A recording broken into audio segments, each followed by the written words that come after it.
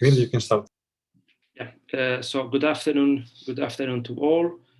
Welcome to this webinar organized by CEMES, by the Center of Ecumenical, Missiological and Environmental Studies, which is part of a study program, of a research program on Christian unity, especially on the unity between the Eastern and the Western Catholic Church. And within this framework, the CEMES has already organized in Greek a webinar on synodality in the Catholic and in the Orthodox Church, and the perspectives or problems of synodality in the process towards the unity of the two churches. So within the Catholic Church, there is an open reflection on synodality at all levels of church life. On the other hand, the Orthodox Church has always been proud of her own synodical conciliar tradition, but recent developments have shown perhaps the limits of the synodal life within the Orthodox churches. As far as concerns the official theological Orthodox Catholic dialogue, the documents of Ravenna and Katie have affirmed that synodality, along with primacy or authority, interact with each other at all levels of church life, local, regional, and universal. So we are very happy to have with us very speakers and guests from all over the world, from different traditions, from different backgrounds, from different contexts as well.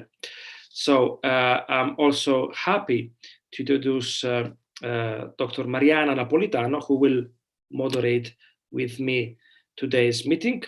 Dr. Napolitano is a junior fellow of the Fondazione per le Scienze Religiose, Giovanni XXIII of Bologna, and she has finished and presented her doctoral research in autumn on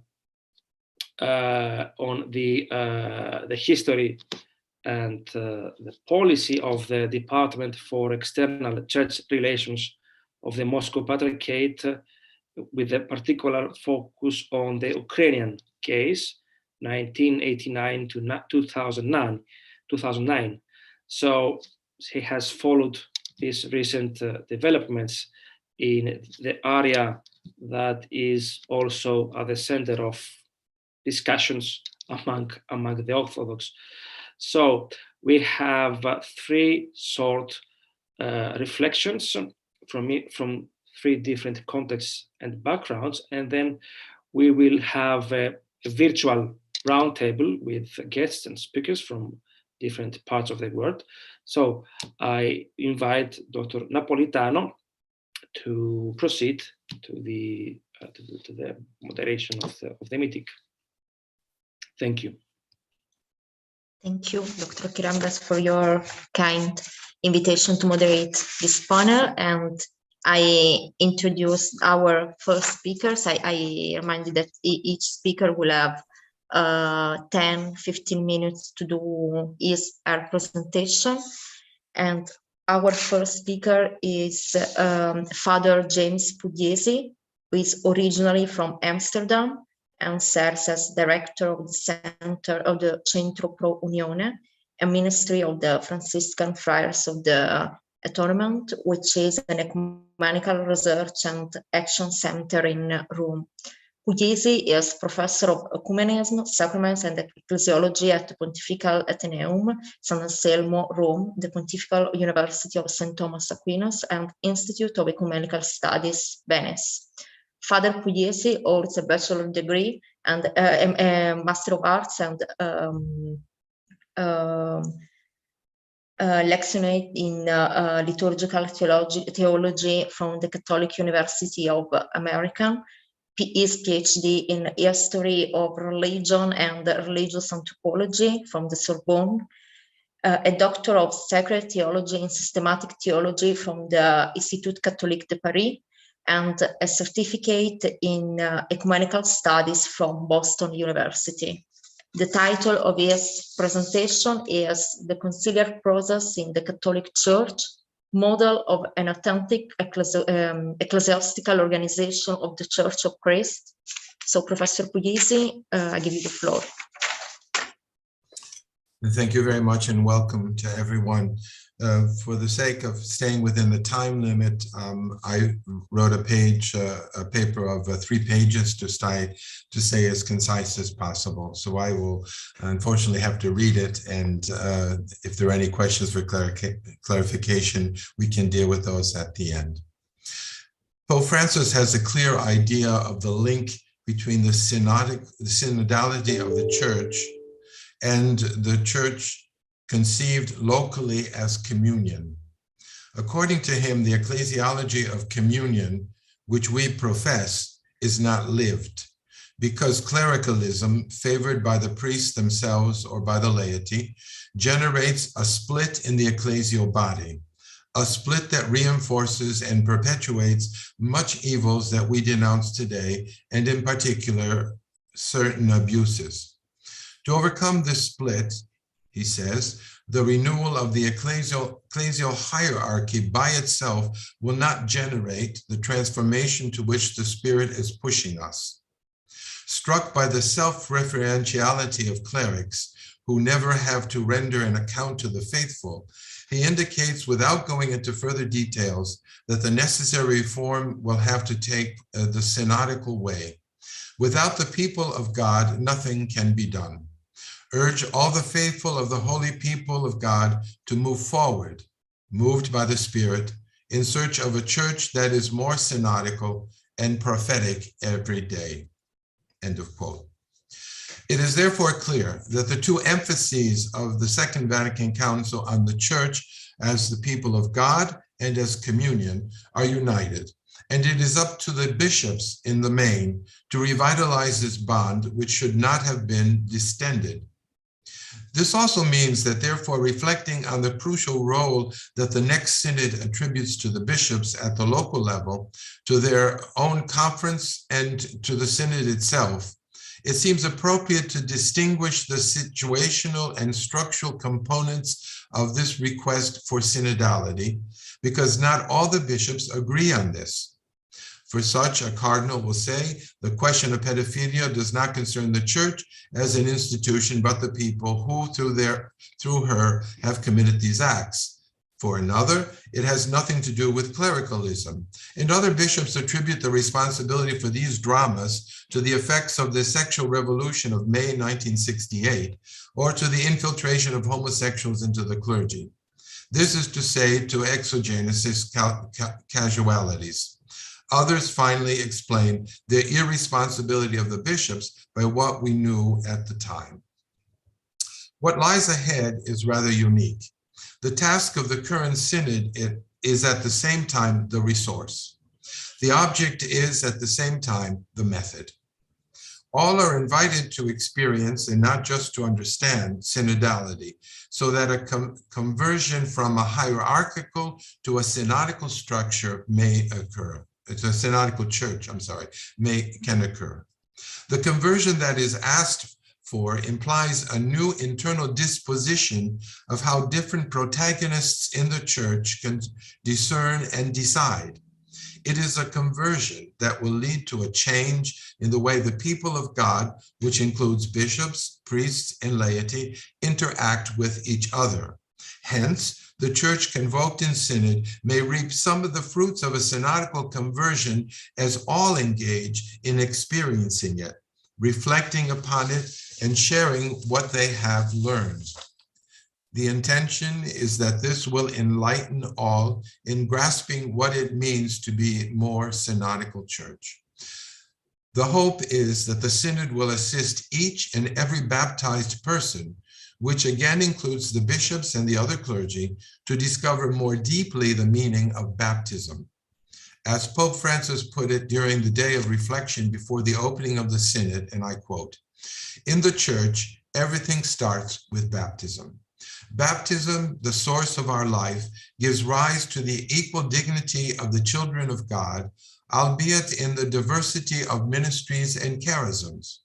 Consequently, all the baptized are called to take part in the church's life and mission, enabling everyone to participate in an essential ecclesial duty. All the baptized, for baptism is our identity card.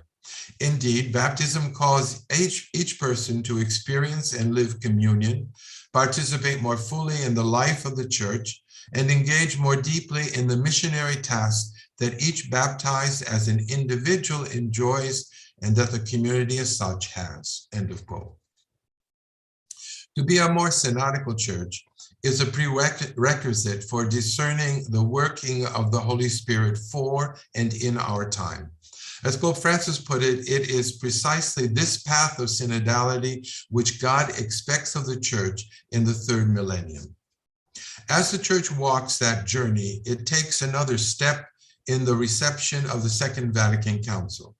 This step gives a particular shape to the doctrines that find expression in the dogmatic constitution on the Church, Lumen Gentium, chapter 2, entitled The People of God, and in the dogmatic constitution on Revelation, Dei Verbum. Key words in this area are baptism, people of God, sensus fidelium, Holy Spirit. This study will attend to some of these aspects.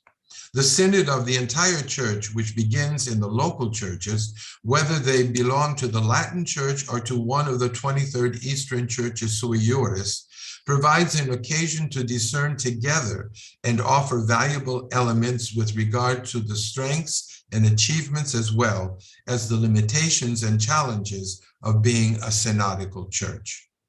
Hence, the first step consists of the local churches as communities of faithful, journeying together under the guidance of their diocesan bishops by listening to and sharing their experiences of what it means to be a synodical church. Synod and synodality. The two terms might cause some confusion. Whereas synod presupposes synodality, synodality itself is not limited to holding synods. Synods are one form of or expression among many others to practice synodality. Being a synodical church finds its also expression through consultation and participation in discerning processes as they occur. For example, in presbyteral councils, as well as in diocesan and parish councils, in diocesan synods, as well as in plenary and particular councils, in chapters of religious institutes. However, being and acting synodical goes beyond formal structures. It involves encountering, listening, discerning, deciding. Indeed, it is engaging together in encountering the work of the Holy Spirit and the other by listening to the Word of God and sharing the experience that comes with it. This is followed by discerning together, when all reflect and grasp the experience in light of reading the signs of the times. It means discerning what the Holy Spirit asks from the community here and now. Finally, the ecclesiologically competent authority takes a decision. Synodality in its deepest sense is, therefore, not about structures, but refers to an internal disposition of how Christians together interact with each other while arriving at a decision. Structures and institutions facilitate the necessary processes to achieve the goal. If they are to facilitate, it means that a regular evaluation of them would be appropriate. For example, are they providing optimal results in light of new theological insights on the one hand, and available resources in the place at this time in history on the other hand? Adaptations might be necessary. There are thus different articulations of synodality. The style. This is the modus vivendi and operandi with which the people of God live and work. It touches on an internal disposition, Second, the structures and processes governed by theology and canon law, which are to facilitate listening and discerning. It is necessary to articulate a caution here. No matter how well these institutions are governed by law, even if they are obligatory, if there is no internal disposition to bring synodality to life through them, it will not work. In extreme situations, one might even be deceived when, for example, the name of the institution suggests a synodical entity, but in reality, there is little synodical interaction. Such would be the case when a bishop, for example, merely informs the presbyteral council what he has already decided on, instead of truly engaging in a listening to and discerning with the council beforehand. Third, the specific synodical events convoked by the competent authority involving all to discern the way forward.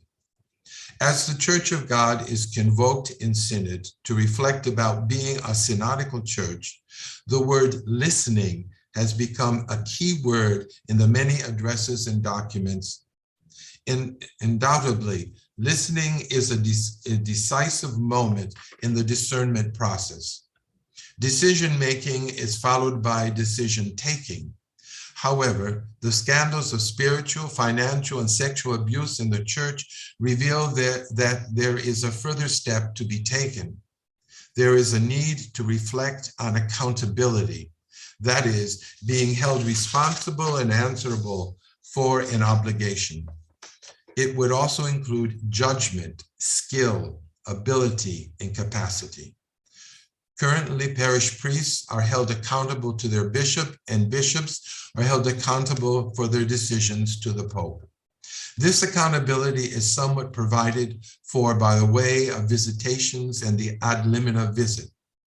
If there are indications that there are severe problems in an extraordinary visitation, or in the case of bishops, an apostolic visitation can be ordered. In financial matters, church leaders are in many states accountable to civil authorities.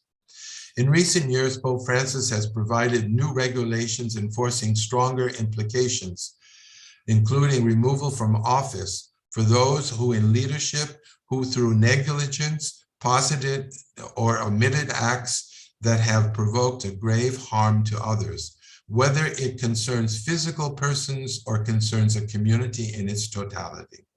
The harm can be physical, moral, spiritual, or patrimonial.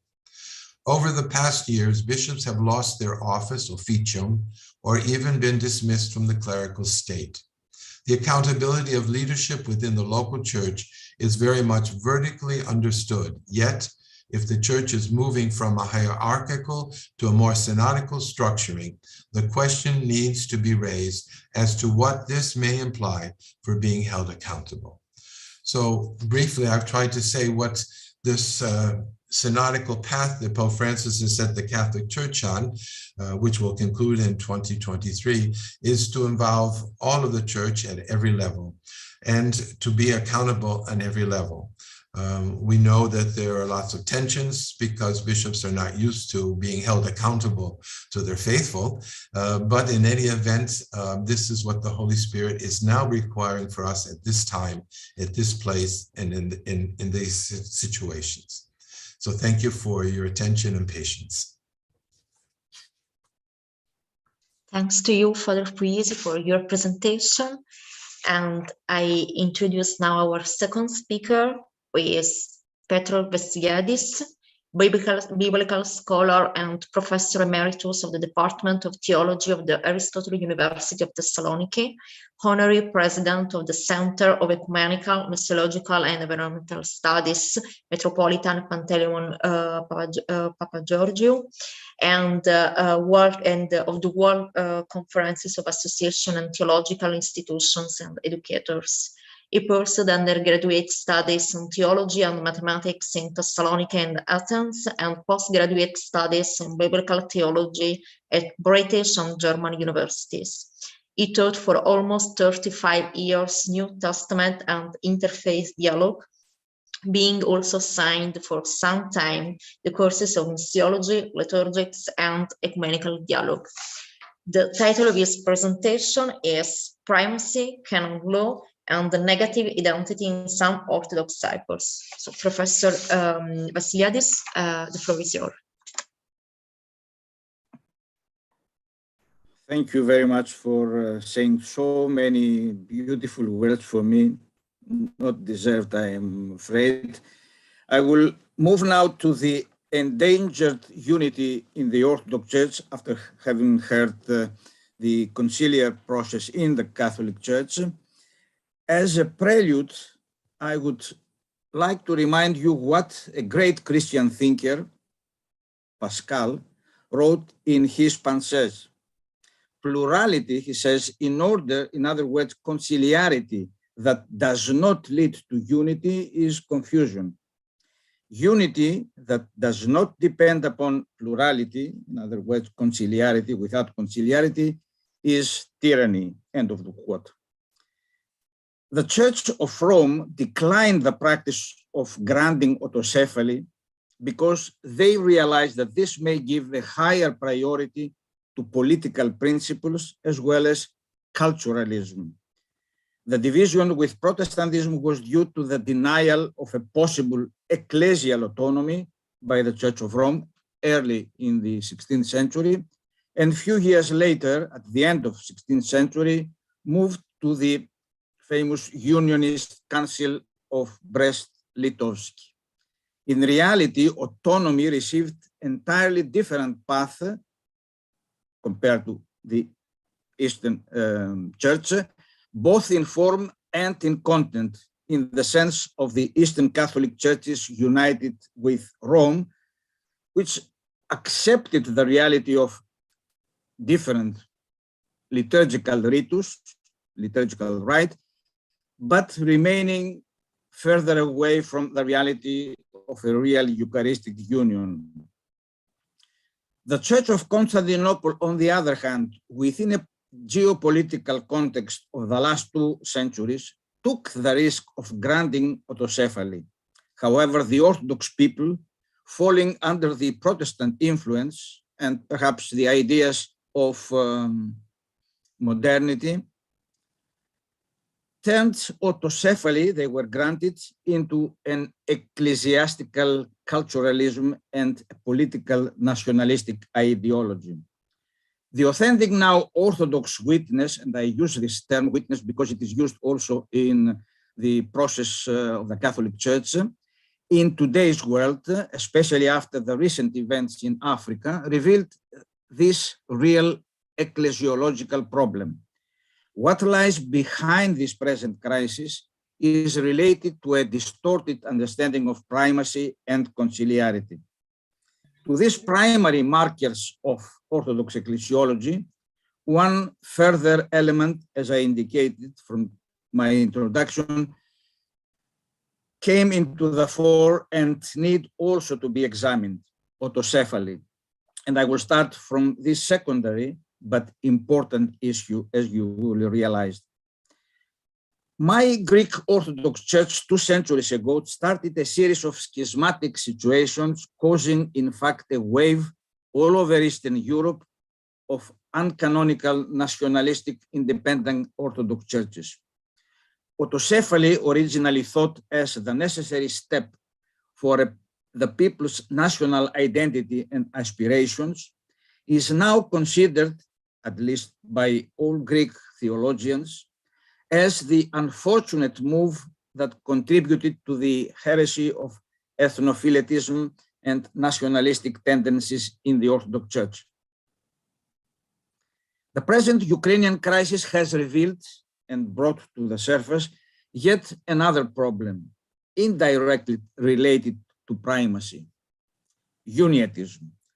This structure within the Catholic Church, historically developed mainly in the geographic area of the Russian-Ukrainian conflict, has, rightly or wrongly, negatively affected the progress of the bilateral dialogue between the Orthodox and the Catholic churches. However, today, most of us consider these churches no longer as an obstacle, but maybe as bridges towards Orthodox Catholic unity.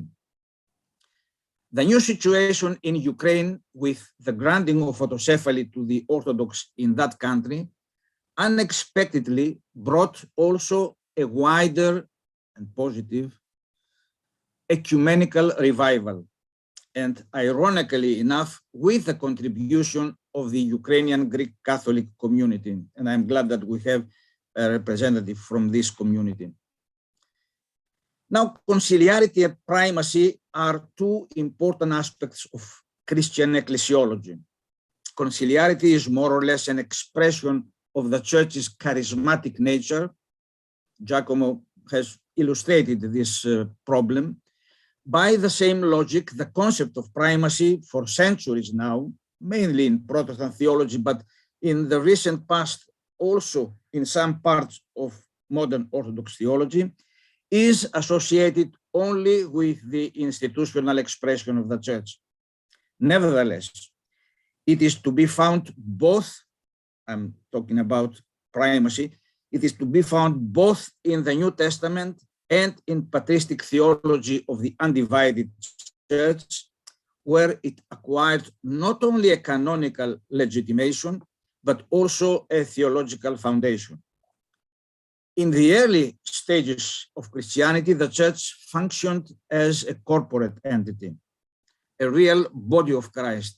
Gradually, however, and this is also illustrated by Giacomo in the first intervention, all the canonical decisions were taken without a real consensus by the entire Christian community. The third millennium, with the enormous scientific and technological development, sooner or later will increase the horizon of the conciliar process in its proper and authentic use.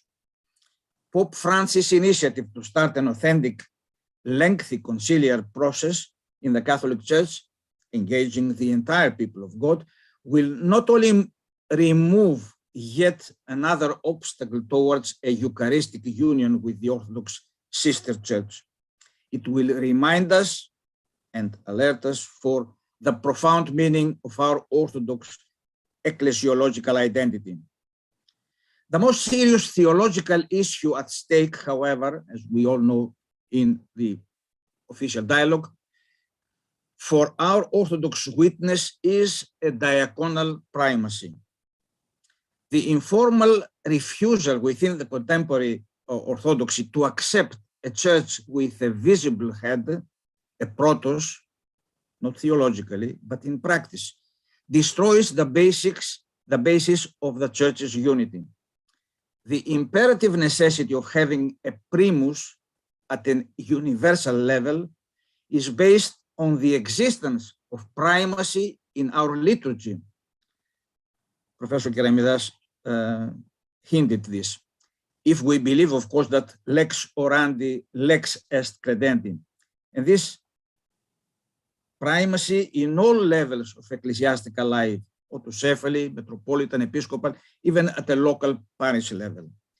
Any novel perception of Christian unity based primarily on power, arithmetic superiority, etc., which is currently discussed on the basis that the Holy Canons are unable to solve recent geopolitical situations, and of course, mainly promoted by the Russian Orthodox Church on the basis that Moscow, being the capital of a currently dominant empire, as previously was the case with the ecumenical patriarchate at the city of New Rome, the capital of that time Roman Empire, can hardly have any ecclesiological justification.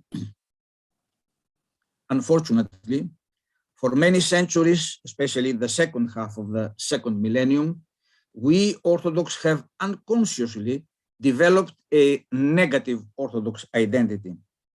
We are not what the Bible and our tradition have left us as a legacy, but what the others, mainly the Catholics in this case, are not. In other words, without a primacy, the visible expression of the Church's unity, accompanied, of course, by conciliarity. In addition, the Christian East lost, unconsciously, of course, the main point of reference to her identity. In other words, the oneness of the Church of Christ. It is not accidental that the very name she was given and accepted by us Orthodox is Orthodoxia, right doctrine, with little or minimal reference to Catholicity. It was inevitable, therefore, to develop an attitude of introversion, a very conservative approach to her missional responsibility, something that was mainly limited, the missional responsibility, to the preservation of her rich tradition. And of course, it had a reserved stance towards ecumenism, the main goal of which is the quest for unity, the overcoming the scandal of ecclesial separation and schism, and the restoration of the one Church of Christ.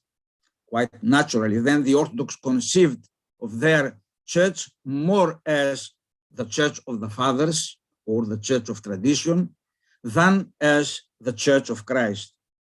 Another determinant of her identity, namely the Orthodox Church as the Church of the Synods, actually lost its validity historically by defying the last two synods convened jointly with the Church of Rome, in other words, with the West, those of Lyon and Ferrara, Florence, sticking to her doctrinal rather than conciliar identity. In other words, only defending the Church's right doctrine, as they say.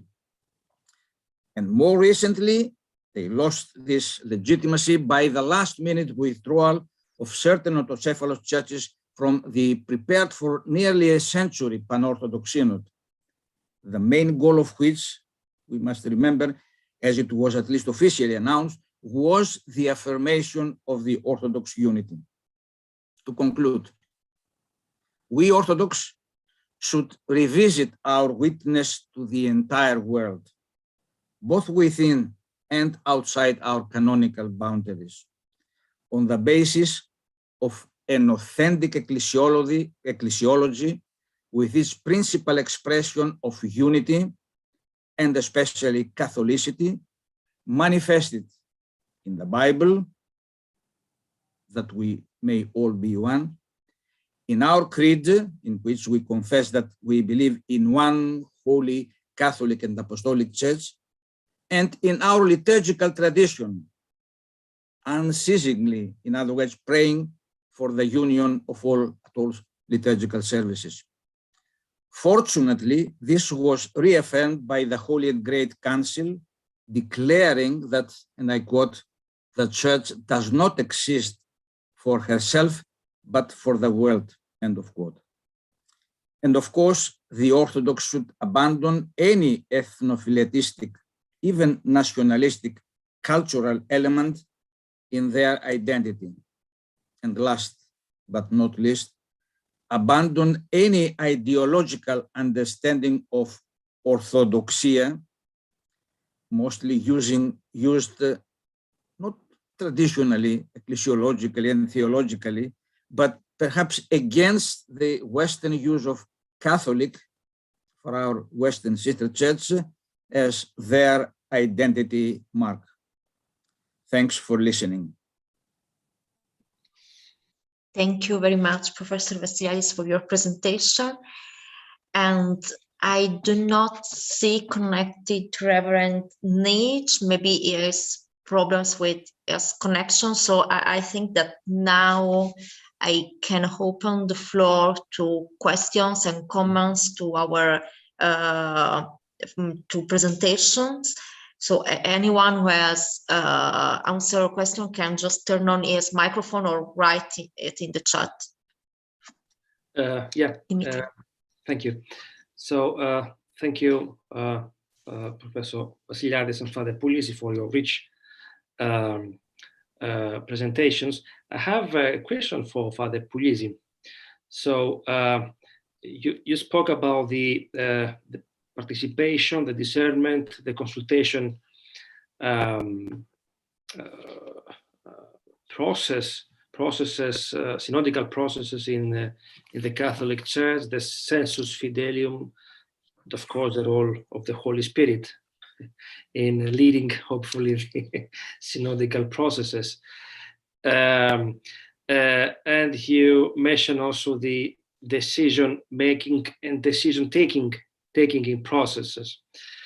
Now, one of the issues of the Orthodox Catholic dialogue, and if I'm not wrong, Metropolitan Zizoulas has mentioned that as the main issue of the Orthodox Catholic bilateral dialogue, is regard the identity of the council. Does a council, general council, the Catholic Church, or eventually an ecumenical council, will have, with the participation, of course, of the Orthodox Church in the future, will have a consultative role, or its authority will be deliberative? So a council, and here we can see also perhaps the role of the Bishop of Rome, the protos, of the head. So how you see the future of this, of the development of this concept? So can we have councils with the participation of the Pope having a deliberative authority, or we are still too far from that? That's an interesting question. It depends what we're understanding by council. I think that's where we need to begin.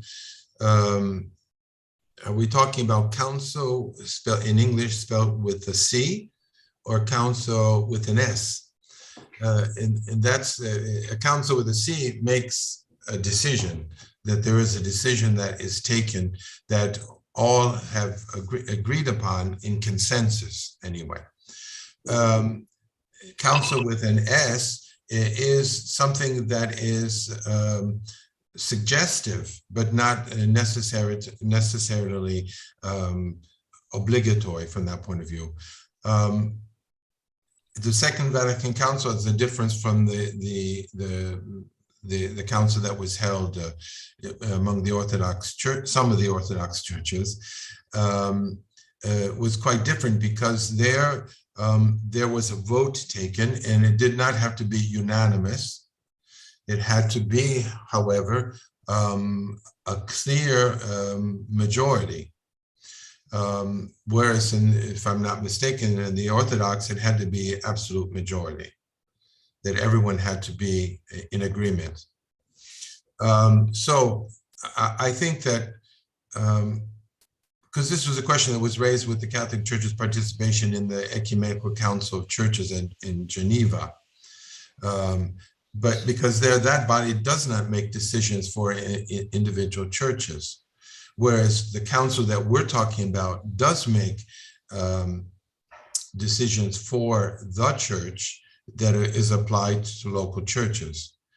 But without having the local churches being able to have a voice and participate, but then we're not talking about the fullness of the council. I think the synodical process has these three dimensions, and not every instance is it necessary to decide together, to teach together, to celebrate together. But there are certain crises that I think that calls the Church of Christ, that means with all the ecclesial members, to decide together, to teach together, to celebrate together. And this, I think, is something that maybe you have in mind, Dimitrios, of moving towards that. There are certain circumstances that I think that challenge all the churches that we need to be concerned about. Ecology, for example, I think is probably one of them, that all the churches say that there is something necessary that we do here, because what has been entrusted to us, the planet, we are destroying. So somehow or other, we as Christians need to make a decision in behalf of God's creation. So there is a time when we decide together what we are to do as a church together. I don't know if that clarifies a little bit what you were talking about or asking. Yeah. Thank you. Okay. Yeah. May I just say that, my dear friend Petros, I enjoyed very much listening to you. and knowing that we are in many ways on the same wavelength, because I think we come from the same sources, both scripturally, liturgically, and historically. So thank you for your words of wisdom. May I also continue the response by my colleague Giacomo, because there was a reference to the inability of the Orthodox to reach a unanimous conclusion. In my original presentation, I had a paragraph on the right understanding of consensus, which is not identical with unanimity. And I don't see any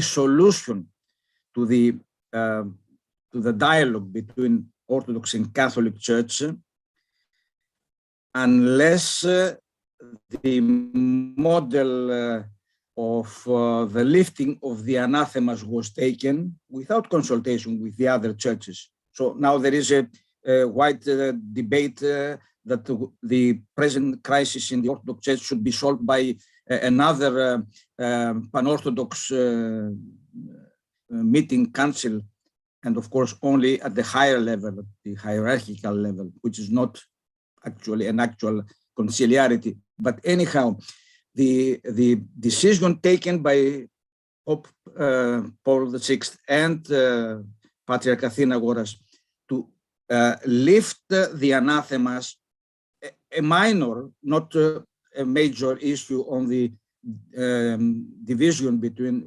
East and West, but to take only these two players, because the division started between Rome and Constantinople, not between Orthodoxy as it was developed later, perhaps in Ukraine or in Russia, because of the clash at that geographical area of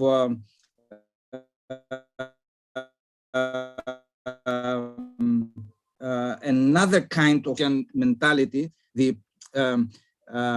Their religious or Orthodox identity was developed in opposition both to the Greek Catholics and to Catholicism in general. But this came later. Originally, the division occurred among Rome and Constantinople. And if I would able to suggest to Pope Francis and to Patriarch Athenagor Bartholomew now, is to go for the meeting in Nicaea, in Nicaea, in 2025, taking themselves, because they started, and they started not for theological reasons. The present dialogue, even if not finished, it came to a much better conclusion now, and we realized that there is no so much theological differences that can legitimize a division, not a Eucharistic disunion. And I think the model decided for the lifting of the anathemas between these two primary, let's say, prayers of the division can be followed because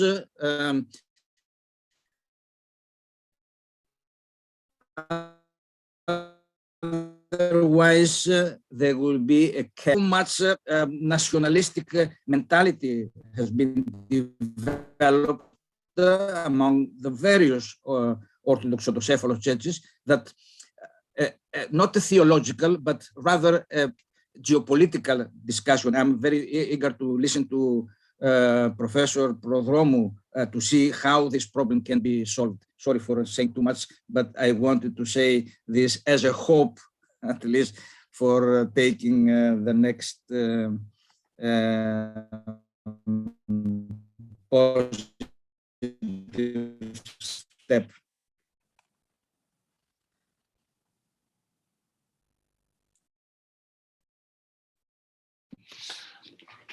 Okay.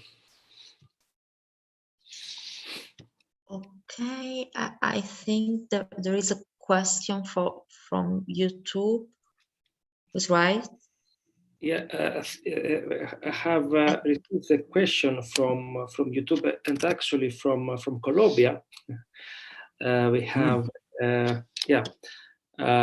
people who are watching us from Colombia. It is a question, but I think it should be addressed after the roundtable because it regards the nationalistic issues in the evangelization processes in Latin America.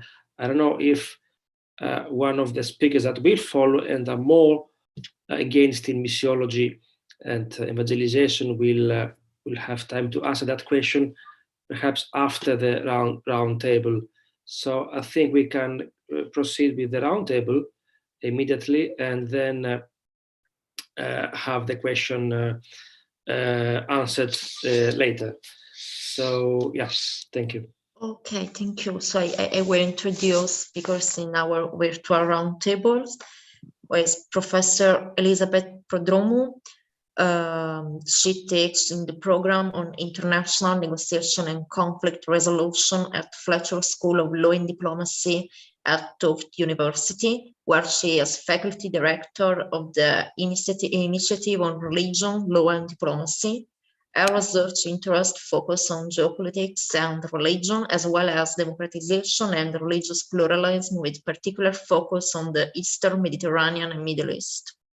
She was a member of the delegation of the Ecumenical Patriarchate of Constantinople at the Holy and Great Council of the Orthodox Church, Crete 2016. Reverend Dr. Ihor Shaban, professor in ecumenical ecclesiology at Ukrainian Greek Catholic Seminary, Kiev, is chairman of the Commission for Interreligious Dialogue and Ecumenical Affairs of the Ukrainian Greek Catholic Church, and later visiting professor at Lviv National Academy of Arts, Sacral Arts Department, and Collegium Bobolanum in Warsaw, Poland. Professor Dr. Sergii Bortnyk, who teaches at the Theological Academy of Kiev. Professor Nicolas Abou Mrad, Professor of Biblical Studies, founder and member of the Biblical Federation and the Orthodox Center for the Advancement of Biblical Studies. He co-edited and co-authored the Contemporary Arab Commentary of the Bible. He is currently working on a series of biblical commentaries in Arabic. He is engaged in ecumenical work and has attended and lectured in several ecumenical events in the Middle East and beyond. And finally, Professor Cristian Sonea, Associate Professor of Orthodox Missiology at the Faculty of Orthodox Theology from Bologna University, Cui Narosa, and an Orthodox priest belonging to the Romanian Orthodox Church. Broadly, his research concerns contemporary theology of Orthodox mission and the common Christian witness. He is also interested in ecumenical theology and is actively involved in ecumenical dialogues. So I propose Father Sonea to start with his reflection, so we can have a round table being started. So, Father Sonea. Yes, thank you for the introduction, and good evening or good morning, good afternoon for all the people on the screen. I always said now we are in time of iconostasis, looking to, no, because we are all we like to be, like the icons on the screen, and we hope to have this. We have this image when we look to the altar and we see all the icons on this iconostasis. We have now a virtual and this eschatological iconostasis on the screen of our computers. So thank you for the introduction and for the invitation. My reflection would be a little bit theoretical.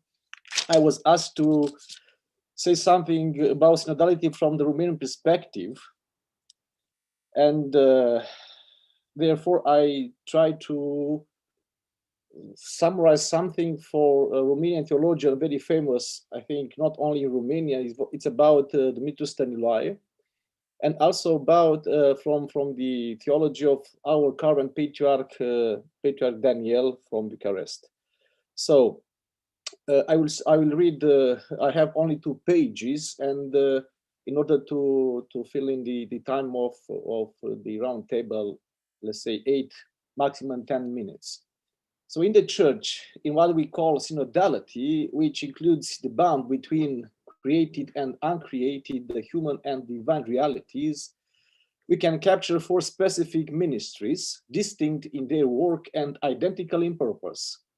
Ministries which, on the basis of unity and communion, work for the salvation and perfection of the deification of all in Christ. These are, according to my synthesis, Episcopal synodality, the ministry of the primacy, or the ministry of the first among equals in this context, the assembly of the faithful of people of God, and synodality as canonical norm or rule of ecclesial life. These are distinct and specific ministries in the church that are not interchangeable. These forms of ministry can be seen as specific aspects of the fullness of the church, of the mystical body of Christ. These ways of participating in the mystery or the sacrament of the church must be in a full communion of faith, life, and action, achieved by always relating to the head of the church, Christ. So the first ministry, which is in my presentation now, Episcopal synodality. The Episcopal synodality is based on the model of the Holy Trinity, which is very known in our theology. In fact, on the Holy Trinity's perichoretic existence and communion, and involves all levels of synodality, from the top to above. Based on this Trinitarian principle, we can say that the synodal persons should manifest themselves in a synod, having as their model and foundation the relationship that exists between the persons of the Holy Trinity. The synodality of the bishops, expressed through their concelebration of the Holy Eucharist, is meaningful and effective only in an interviewed relationship with the general communion of all the bishops and of all the members of the church. In this sense, we can say that the full ecclesiological model is manifested in the sacramental liturgical plan through the commembership of bishop, priests, and the faithful in the Eucharist celebrated on the occasion of the ordination of the enthronement of a bishop. This idea was also emphasized by Professor Vassiliadis in his presentation before me. The second ministry, the ministry of the first among equals, of the primate in the church. It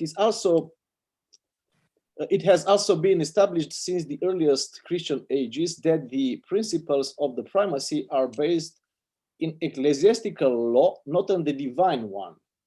The primate does not have a leadership role above episcopal communion and synodality, but is its guarantor and servant in communion with the whole ecclesial body.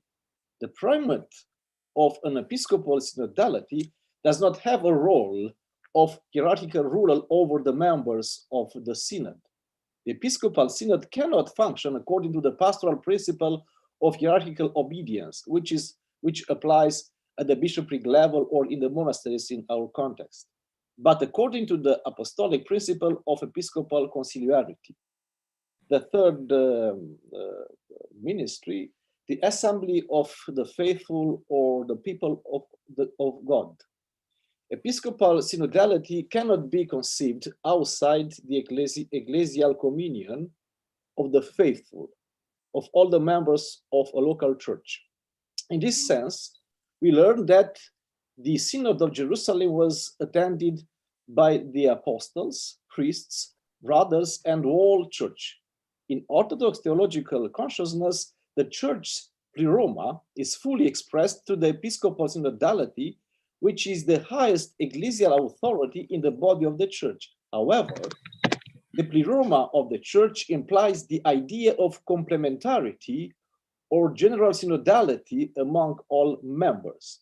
Within this general synodality, Father Dimitrios says, I quote, "The world church is a permanent synod, a communion, a convergence, and a permanent collaboration of all its members. For only in this state is its spiritual good preserved and valued. This general synodality is rendered by the idea of communion, which implies that of complementarity." End of quotation. Now, the last ministry or the last idea is the synodality as a canonical norm of rule of ecclesial life, and this idea is it's emphasized a lot by the current Patriarch of Romanian Orthodox Church, also before the organization of the Holy Synod from Crete, and also after that organization. And it was a process. It was present, that idea, in the Romanian context, in the process of reception of the works from the Crete. So, in order to underline the necessity of the Holy and Great Synod, we must recall that synodality or conciliarity is a canonical rule or norm of ecclesial life in all autocephalous Orthodox churches. Today, however, synodality must also become a rule in the Orthodox Church at the universal level of periodic synodal meetings, maybe every 5, 7, or 10 years. From this point of view, we must consider the Holy and Great Council of Crete not as an eschatological event preceding the end of the world, but as an important historical event to develop the practice of synodality at the pan-Orthodox level. More precisely, let's say the pan-Orthodox synod must be followed in successive stages by other pan-Orthodox synods in order to discuss topics on which we have not yet reached a consensus, or other new themes related to current problems in the life of the church or society, such as family life, the life of the parishes and monasteries faced with the phenomenon of secularization, the problem of migration caused especially in the world today, and other major themes related to the pastoral and social mission of the church in the world. So this successive, or let's say, norm of synodality could be, yes, a very good exercise today, especially in this crisis that we face in the Orthodox realm.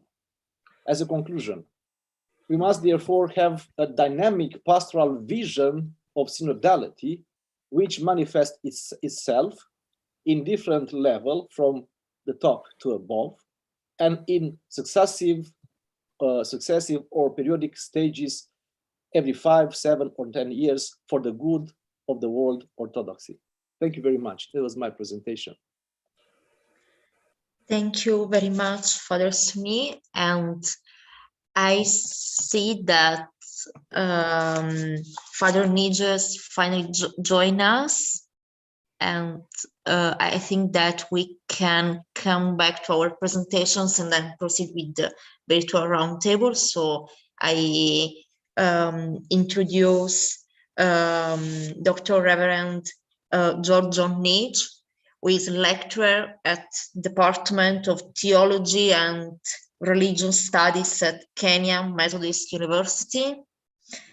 He has studied missiology at the Aristotle University of Thessaloniki and Radboud University of Nijmegen, and at Bosek Medical Institute of Geneva. The title of his presentation is Orthodox Mission and Inculturization Process in Africa. So, Father Ngige, the floor is yours. Thank you. Thank you very much. I want to greet all of us this evening. How are you? Happy New Year. Happy New Year. Thank you. Yeah, I would like to make a very short presentation on mission and inculturation.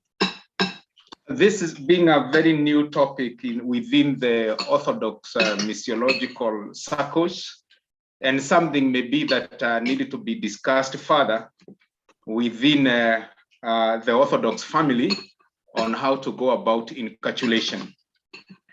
We know that Africa is one of the key missiological field or mission field for the Orthodox Church today in the entire world. And we have seen even what is happening today, where the Patriarchate of Moscow also want to get into Africa and continue with the mission. But my paper focuses more on the inculturation and what kind of orthodoxy would we like to have in Africa today. I will not give much of the history of the Orthodox missions in Africa, but I would like just to make some few observations and what I mean by the word inculturation in this context. From a missiological perspective, the term inculturation is used as a concept that denotes the procedural patterns in which the Christian faith manifests itself in a given context, in a given time, in a given place, for a given people. Therefore, inculturation, when understood as a process, demonstrates that manifestation of the planning of the Christian faith and the gospel of Jesus Christ in the soil of Africa, in the process whereby the Holy Spirit transforms the cultures and the people involved. This is to look at what, for example, what Metropolitan John Zizula says in terms of what a local church means. It means constituting and bringing into a local church that what the local people live as experience. For example, we would ask ourselves in the African context, what is that inculturation we are talking about? And I will give you examples. Scholars like Lawrence Magesa, who is a renowned scholar from the Roman Catholic Church in terms of inculturation, and we know in Africa, really Roman Catholic has been able to achieve this process of inculturation, says that inculturation is a process that embodied in one culture when it encounters the other. The aim of this encounter is to have the faith become part and parcel of the new culture. As far as the Eastern Orthodox churches, or the Eastern Orthodox Church is concerned in Africa, the Orthodox faith has already spread beyond the traditional Orthodox Hellenic culture, the Ethiopian culture, the Coptic culture, and now it is within the Sub-Saharan African cultures. Now, what would that mean today? Even when the Patriarchate, the Synod meets, and when this is looked at from a very ecumenical perspective of the Orthodox churches, it would mean that inculturation of the Orthodox Church in Sub-Saharan Africa is a necessity. It is a missiological call. Looking back to the history of the Orthodox Church in East Africa, which broke and came into existence as an African independent church, this would mean finding that what Africans were looking for when they left the Protestant and the Roman Catholic churches. And the big question we would like to ask here is if the Patriarchate of Alexandria and the whole Africa has been able, within its synodical mandate, to give to the Africans or to facilitate that what Africans were looking for the African church. I will jump some few points there and say, during the early years of Christianity in Africa, the collaboration of mission churches with the colonial government gave the impression that Western culture and lifestyle is that what we can call Christianity. However, today, there is an impression that is limited to the possibility of facilitating dialogue between the gospel and the African culture and lifestyle. There is a great disconnection between biblical culture and Western European culture and lifestyle. For example, during the colonial times, the Western missionaries distorted the concept of the Lord, masters, Kyrios in Greek, which was for the Africans negative because they could refer to the colonialists as masters. In the process of enculturation, the native African Christianity opted to use the word or the title savior or liberator instead of masters, instead of Kyrios. This proves that enculturation process facilitates reading of the Bible as one's own story, and at the same time answering problems and challenges people experience today. Apparently, as the native people were reading the newly translated Bible in their own languages, the religious notion within the Hebrew Bible, and especially regarding the religious ritualism and symbolism, sacrifices and offerings, prophecies and healing, circumcision and marriage became part of the African experience. What Africans were going through. When they read the Hebrew Bible, that was something that they really apprehended and embraced. Enculturation enables the gospel and its truth to be meaningful for the African needs, lifestyle, and life view. The meaningfulness in experience is worship, and this is where I come in strongly from the Orthodox understanding, where the center of the Orthodox life is the worship. It is really the liturgical worship. Worship in African understanding brings an actual consciousness of the unity between humanity and the visible and invisible world.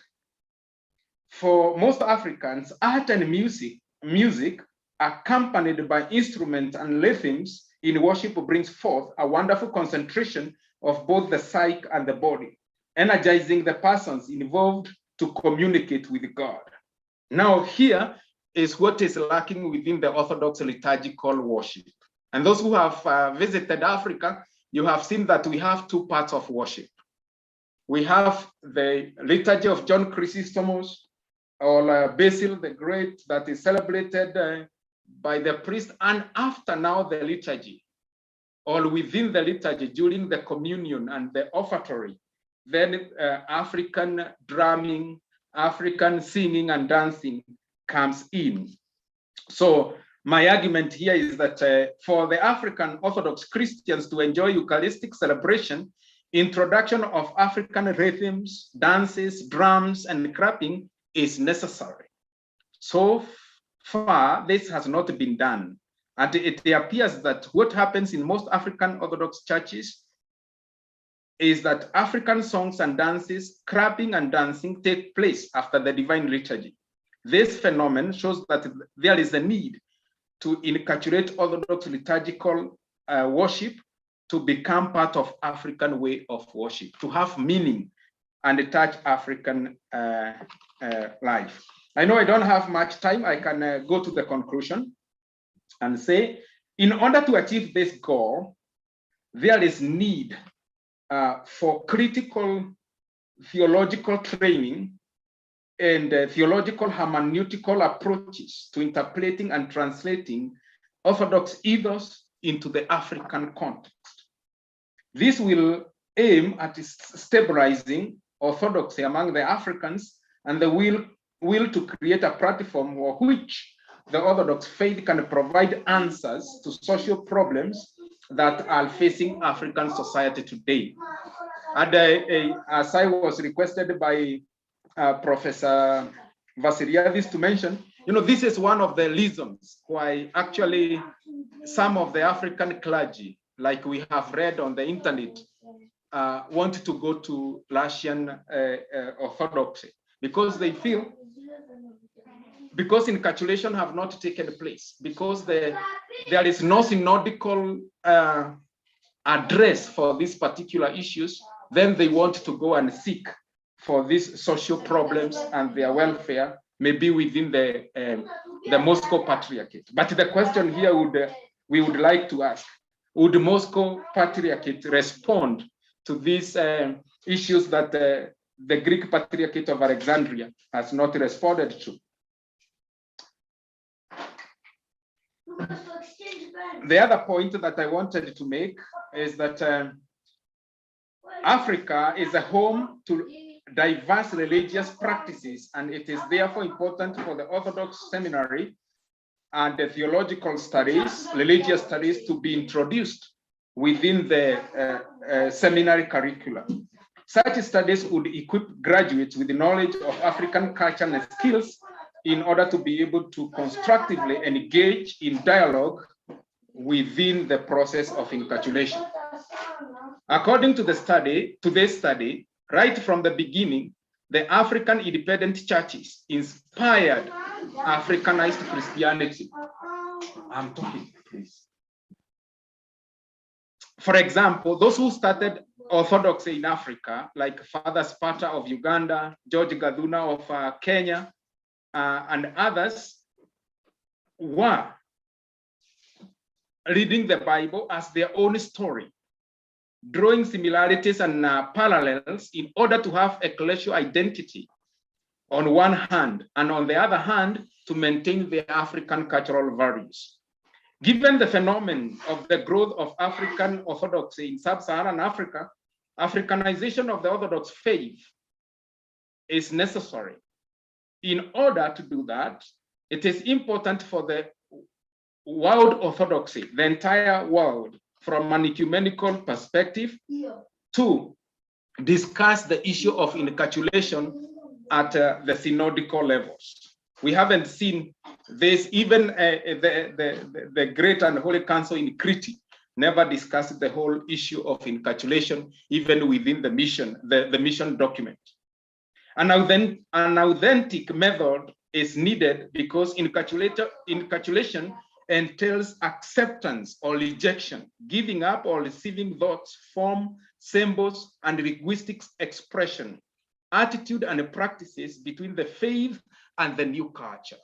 So there must be a very clear dialogue, and especially when we come to the liturgical engagement of the Orthodox way of life.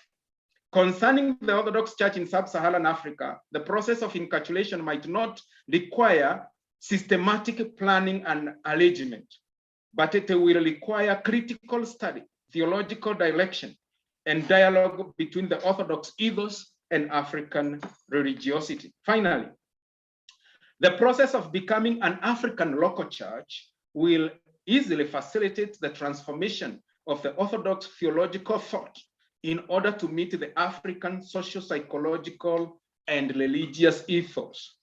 Consequently, it will assist the Africans in upholding orthodoxy as their way of life, in living it, and will help Orthodox become meaningful by responding to their everyday life concern. Today, if you do a research, most of the Orthodox faithfuls today, they will see Orthodox faith as something that is fallen, that something that is alien to them, something that has been brought to them, but they have not embraced, as we have seen in the traditional Orthodox countries, like in Russia, in Greece, in Cyprus, in Romania, where people will feel that Orthodox faith is part of what they live every day.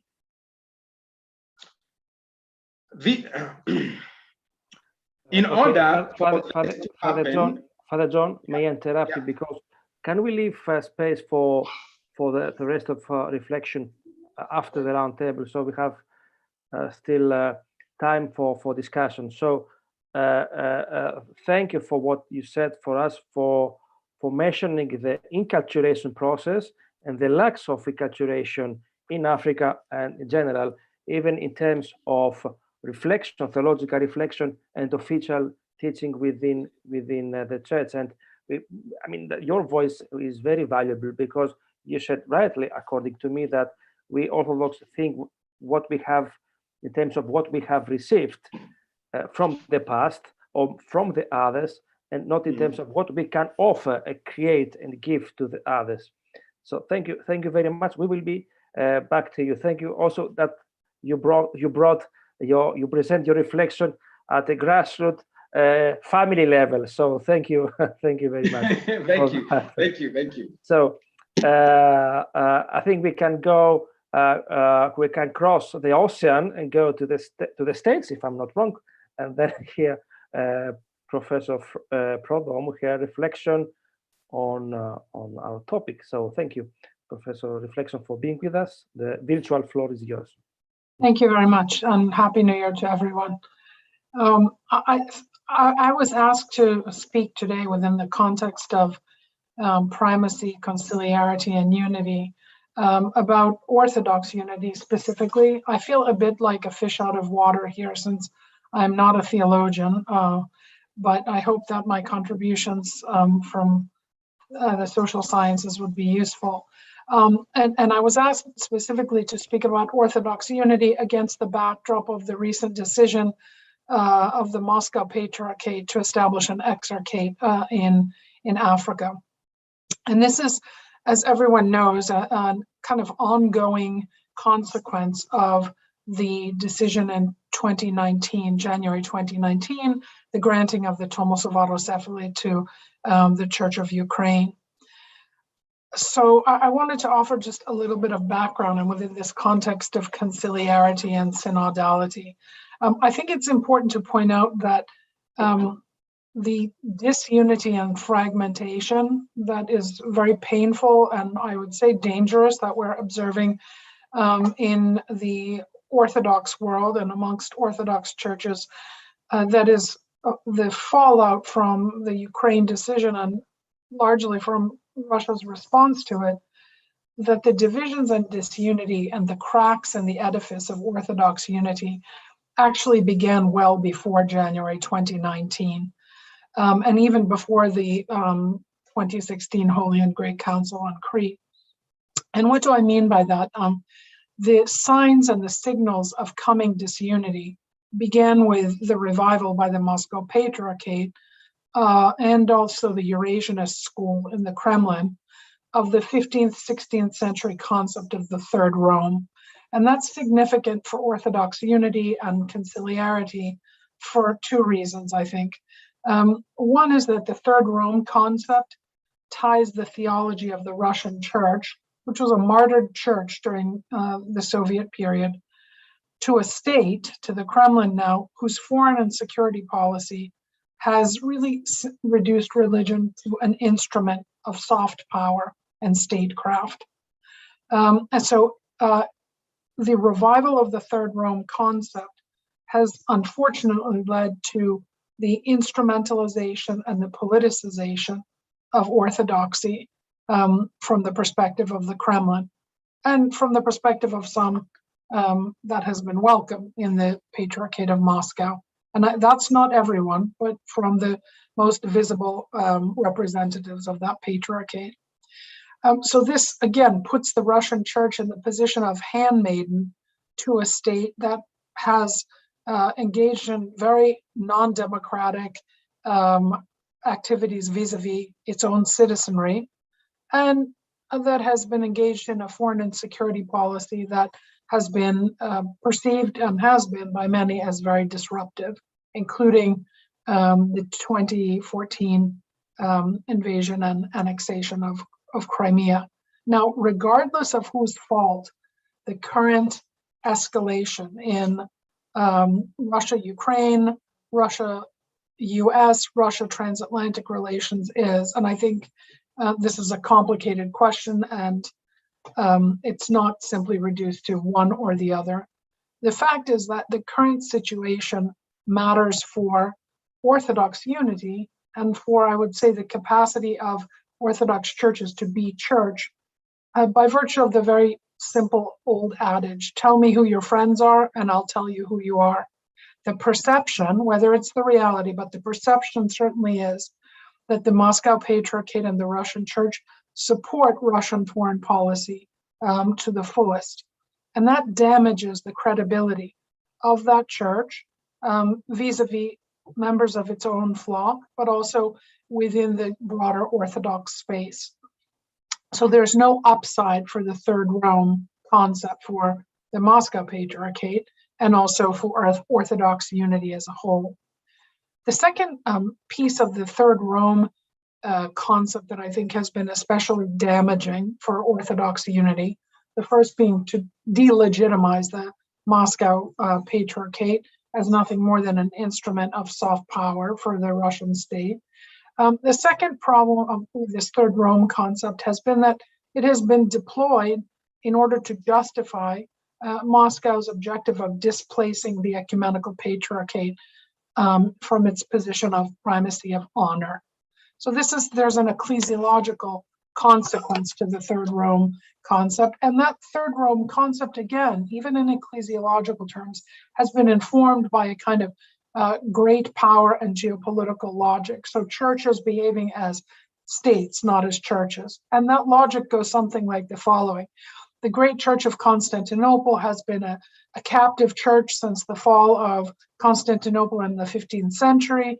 And in the 20th century, the last 100 years since the establishment of the Turkish state, the ecumenical patriarchate has been captive to a hostile Turkish regime.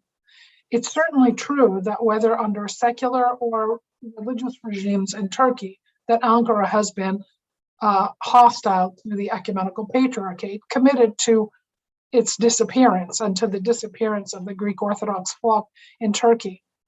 That should not be used, that position of vulnerability should not be used by the Moscow Patriarchate as an excuse then to render even more vulnerable and existentially vulnerable the great Church of Constantinople. Instead, ecclesiologically, in terms of conciliarity and collaboration, the at-risk condition of the ecumenical patriarchate in a hostile Turkish state should be justification for Orthodox unity and support, rather than attacks and assaults, either religiously or through partnership with the state. So I think it's worth, again, sort of focusing on this, concept of the Third Rome and the consequences that it has had for Orthodox unity in a post-Cold War world, Orthodox legitimacy in terms of how churches are perceived, and the overall healthfulness of Orthodox churches to fulfill their transformative, transfigurative mission in the world. Let's see, I'm mindful of time, so let me go now to another point. Again, I think the Third Rome concept, the way it has been deployed in terms of the preparations for the Holy and Great Council, the way that it was informed into the decision by Moscow and the other three churches to boycott the council, this has contributed to fragmentation, disunity, confusion in the Orthodox space. And we've seen that as a consequence of the council to the way in which the narrative has been very consistently put forth by Moscow that the Crete Council was illegitimate as an expression of synodality. Having been at the council at Crete as part of the delegation of the Ecumenical Patriarchate, I saw exactly the opposite. Despite the imperfection, and we should not fall into the trap of thinking that there is perfection in this world, despite the imperfections at Crete, it was exciting to see the creativity and the goodwill that informed the council at Crete, and that was an example of the importance of reinforcing, sustaining, and strengthening the synodal conciliar spirit. And for those who would argue that, the council at Crete was messy, well, holy and great councils and ecumenical councils have always been messy. That's why we've had some of the greatest leaders in the history of the church end up being exiled and then coming back as a consequence of the messiness of councils. So no one has ever promised that councils would be nice, neat, dull affairs. In fact, councils and synods exist to enable the kind of freedom of thought and the freedom of will that, draws from the wellsprings of Christian teachings and Orthodox, all Christian teachings. So I think that the need to move beyond the enfeebled status and the enfeebled condition of councils and synods, largely the consequence of geography, largely the consequence of the previous Cold War period, that have led to a kind of clericalization and I would say hierarchicalization of the model of council. Crete offered the possibility to move beyond that and to recapture the dynamism and the creativity and the Holy Spirit infused outcomes, process and outcomes of the council. And I would remind people that Crete, there was a commitment there to hold another Holy and Great Council within 5 to 10 years. We're now 6 years out. So I hope that we may be, maybe we'll have another council soon.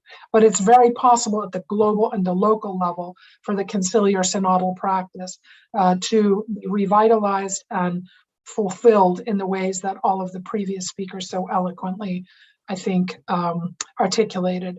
And given the disunity among the Orthodox churches, there's an urgent need for that kind of process. I would close with 2 observations. At the local levels, but also at the global level, there are 2 absolutely urgent issues that demand an active conciliar process that includes lay voices, clerical voices, and hierarchical voices. And those 2 issues I would submit are, number 1, the COVID-19 pandemic and its ongoing impacts on the church's ability to be church. And this includes all churches, the Roman Catholic, the Orthodox, and the Protestant churches. But speaking about the Orthodox now, the COVID-19 pandemic has really continued to constrain the church's ability to minister those in emotional, psychological, spiritual need, and the ongoing challenges of hybrid forms of worship also challenge the church in this ongoing COVID-19 environment to think about ways that technology can be used for ecclesial fullness and also for synodal fullness and a robust, regular synodal activity, and how to address issues of protection that are related to vaccination, masking, and social distancing.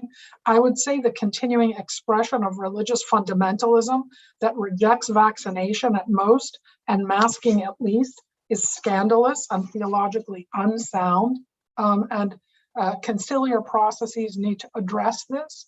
The kind of approach that has been informed by the sacralization of martyrdom and death by virtue of not getting vaccinated or not wearing masks, the magical thinking in place of theologically sound thought, the disregard for the love of one's neighbor as oneself and seeing the image of Christ in all persons, and the frequently expressed theological arguments about vaccination and masking in political and politicized terms, and the hypocrisy by those who express those terms and then go straight to medical authorities when they become COVID-19 infected.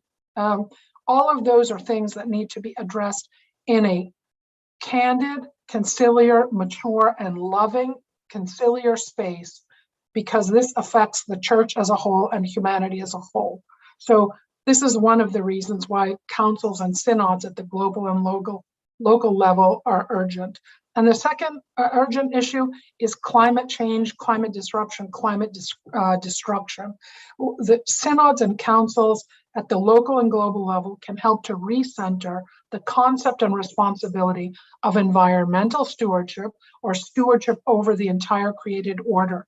And WCC, World Council of Churches publications, have dealt with this issue over time. I remember as a young graduate student reading a publication edited by Metropolitan Ignatius Lemurius on this very issue from the WCC. His Holiness and also Pope Francis have taken leadership in this, urgent issue of stewardship over the created order. Councils and synods are the space where those who participate can be educated, number one, because we are not all scientists. We're not all environmentalists. We're not all experts. We're not all experts in genetically modified foods that poison our food supply and our environment. In order to be educated and to ensure that the church at large can understand and articulate the theological responsibility in terms that are accessible to all of those who are part of church, and can share in the responsibility with other stakeholders and partners, non-church stakeholders and partners, in saving the created order.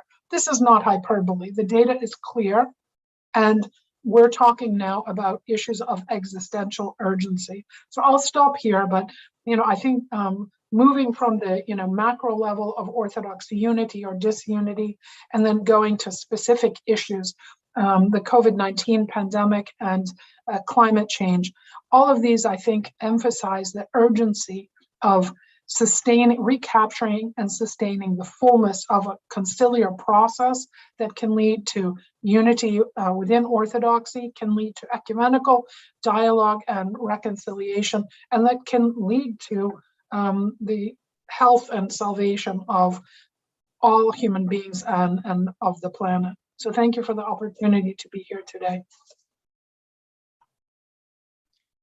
Thanks to you, Professor Prodromou, for your presentation. And now I give the virtual floor to Professor Sergii Bortnyk. Thank you.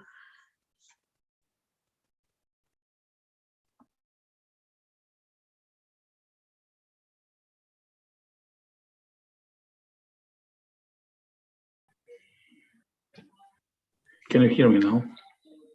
Thank you very much for the invitation.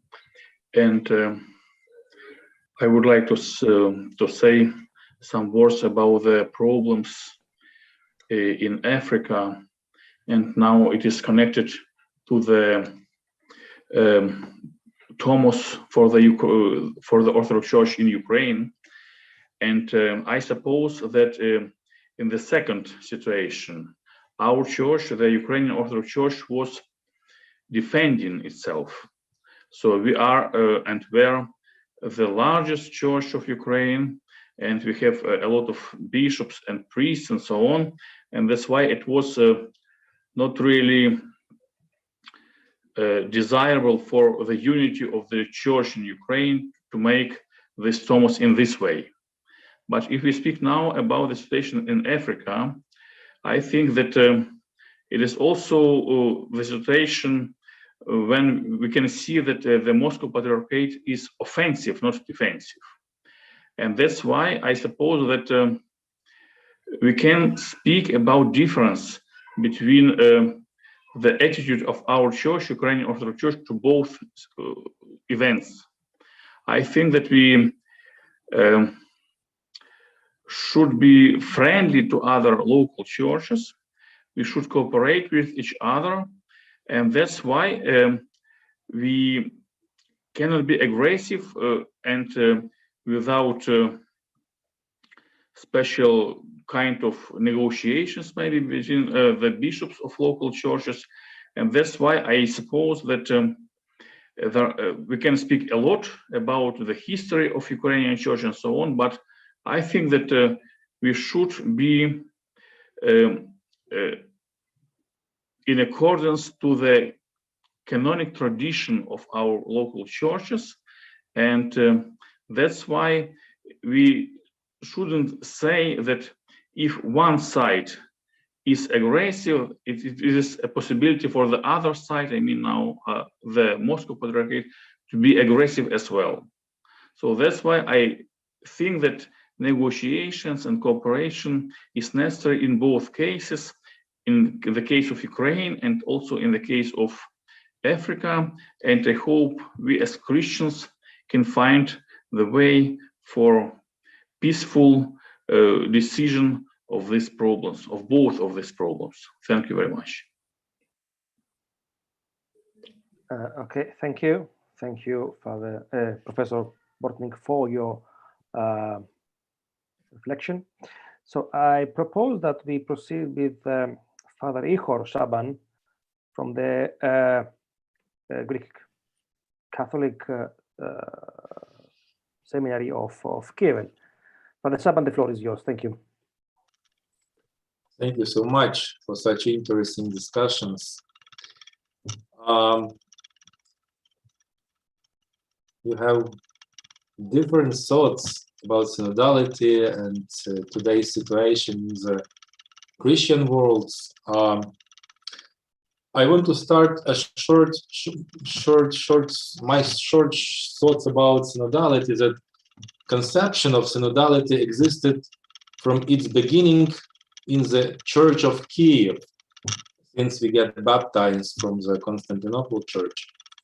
It was also continued when Bishop of Kievan Church had signed up a union with the Bishop of Rome in 1596. And it is true that with time, a tendency toward unification of the disciplines of the Eastern Catholic Church with the Latin form has been increased. So in a short period, Greek Catholic Church started to use the Western form of governance and function as a bishops' conference in the Roman Church meaning. It means as an advisory body without special authority or power. We fully understand that in this situation there was a clash of two different ecclesiology, because it is a difference between synod in the Eastern Church and synod in the Latin Church, where synod does not have authority for the whole church, but only for one diocese or province. But it is also true that in the middle of the 20th century, right after Patriarch Joseph Slepy, the head of the Ukrainian Greek Catholic Church, released from the prison in Siberia at that time, the synodal tradition was started again regularly in my church up to these days as olden rights and privilege of the Kievan Church. That was my short thought about synodality. I heard today that you talked a lot about inside or inner affairs relationship between different Orthodox churches, and wants to say that as a Greek Catholics and also as a Catholics, we are not taking part one part or second or another part decision. We are just want to see the unity in the whole Christianity. But very interesting idea was Professor Vassiliadis saying about this big schism that happened between Constantinople and Rome. For me, it's a very new idea, and I think it has chance for the lives. But I'm interested if Professor Vassiliadis can answer, what do you think about other Orthodox churches? Does they accept this idea, or it doesn't matter?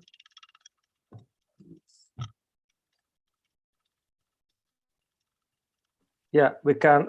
Professor Vassiliadis, I think, can answer at the end this question, because we have two people that at the end, yes. So I propose now to cross the Mediterranean Sea and go in the Middle East. This week of prayer is dedicated also somehow in the East. So I would like kindly ask if he's still with us. Yes, Professor Nicolas Abou Mrad from Lebanon, if I'm not mistaken, to share with us his thoughts about today's topic. Thank you.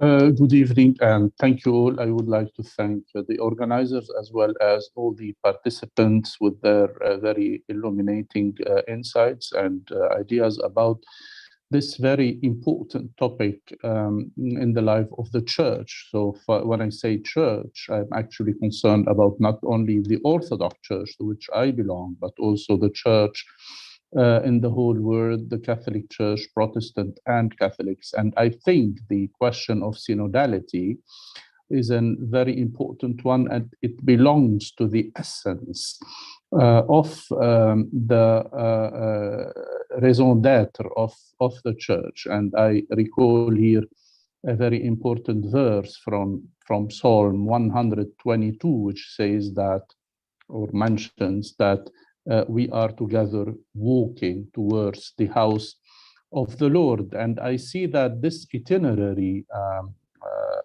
that is depicted very clearly in the book of Psalms of the righteous king with the people consisting of all the righteous walking towards the heavenly house of God is actually the itinerary of the Church, and this is what it should be. And I understand synodality from this very perspective.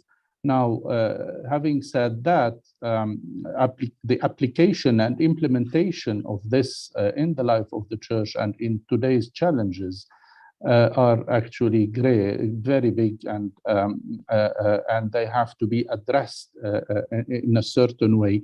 And this requires actually also the idea of synodality in its original Greek meaning, that's walking together on the same way, or choosing to be together on the same way. When we are on the same way, then we have chosen to depart from one place or from different places, but we have chosen to be together, to accompany each other towards one goal. And our goal is to live the church life, that is, to live according to the mind of God, according to the teaching of Jesus Christ. Now, unfortunately, when it comes to the, and I think I appreciate very much that was produced by Vatican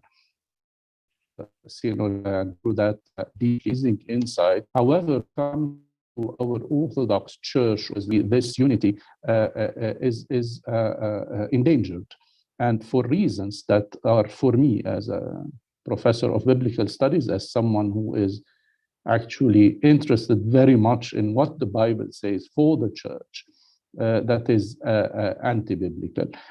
I belong to the Antiochian Orthodox Church in Lebanon and Syria. I'm Lebanese, and in the very recent history, in the last decade, the problem that faced my church was actually about the jurisdiction over a parish in Qatar, in Doha. And this has created much tensions between the Church of Antioch and that of Jerusalem, to such an extent that the patriarchs, or the Patriarch of Antioch, decided not to mention the Patriarch of Jerusalem anymore in the diptych. Well, this has been a very radical move, I guess. The issue was whether Qatar in the Arabian Peninsula is or belongs to the territories or the jurisdiction of the Church of Antioch, or to the jurisdiction of the Church of Jerusalem. Now, at the time, the Patriarch of Antioch has asked me to go through the historical documents and see what was the state in the past history. And I saw that when we go back to ancient times, things were much different, and we cannot infer from those documents what we should apply today.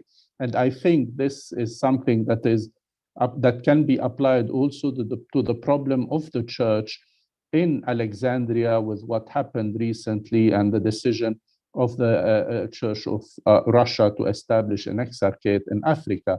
Also, according to the context and the texts and the documents, the authority of the Church of Alexandria is limited to Ethiopia, Egypt, and some parts of North Africa. However, what about the sub-Saharan countries? This is actually an issue that is very challenging also, and that pushes us Orthodox towards more comprehension of our tradition, more comprehension of our synodality, and more comprehension of the idea of the local church. Now, we are a church, and our theology and our ecclesiology is based on the idea of the local church, that is the church of a certain locality, consisting of the believers and of the servants of God. And I don't want to mention the word clergy here, because I'm somehow also concerned about the prevalence of clericalism in the Orthodox Church, in my church also, and in other Orthodox churches. However, according to to Ignatius of Antioch, the church is that community that is gathered around the Eucharist. Now, how we translate this to the everyday life is a question that we have to ponder upon much today. That is very important. The second problem that also concerned my church was also the question of the Thomas of Autocephaly granted by the Church of Constantinople to the Church of Orthodox Church of Ukraine, that also posited my church actually on one side against the other side, and of the Church of Antioch took the side of Russia. As a matter of, I don't know, maybe there are political reasons due to the situation in Syria now and in the Middle East, maybe for other consideration, also possibly. I cannot imagine any other reasons than those which are actually political. And now we have the third challenge, that is that of the decision of Russia to establish an exarchate in Africa, and also the decision of the Council of the Synod in Alexandria to face that issue and to ask the Orthodox churches to intervene. Now, I think we are facing also other issues which are also not hidden, that of the nationalism also in the diaspora countries, and also the issue of national jurisdictions and the issue of the territorial jurisdictions. The Church of Antioch boycotted the Pan-Orthodox Council, which was held in Crete in June 2016. Now, the reasons at the time were related also, or what was said was that the Church of Constantinople did not actually take the right position vis-a-vis the problem with the Church of Jerusalem. However, all this, my dear friends, is symptomatic of a problem in the Orthodox Church. And what I see is that the Orthodox churches have to solve this problem on the basis of the spirit of the Bible and the tradition, and not on the basis of any political or diplomatic considerations. I think that only the Bible and the tradition can give us the insights to walk together and be together as a conciliar, as a synodal church. And I think 5 major issues need to be addressed by the Orthodox today. One is to reconsider the issue of territorial jurisdiction. What does it mean for a church to have a territorial jurisdiction? Are we a country, a political entity? Are we a state or a church? So what is a territorial jurisdiction? Another issue is the national jurisdiction. So Serbs over Serbians, Greek over Greeks, Arabs over Arabs. You see, in one city. And the third issue is the principle of ecclesiology, one bishop in one city. How do we apply it? How can we apply it without creating schisms and tensions, and by also respecting the cultures? The third issue, what it was mentioned by Mrs. Elizabeth, thank you for that, and that's the inclusion of lay persons, because the lay persons are an integral part of the church. They are the church. And we have a dangerous inclination in Orthodoxy towards clericalism. So what the bishop says is what should be done. There is also a kind of a schism or separation between the church, the ecclesia docens and the ecclesia decens, the teaching church and the learning church. The teaching church is the clergy, the learning church is the lay persons. I think we should work on changing this model.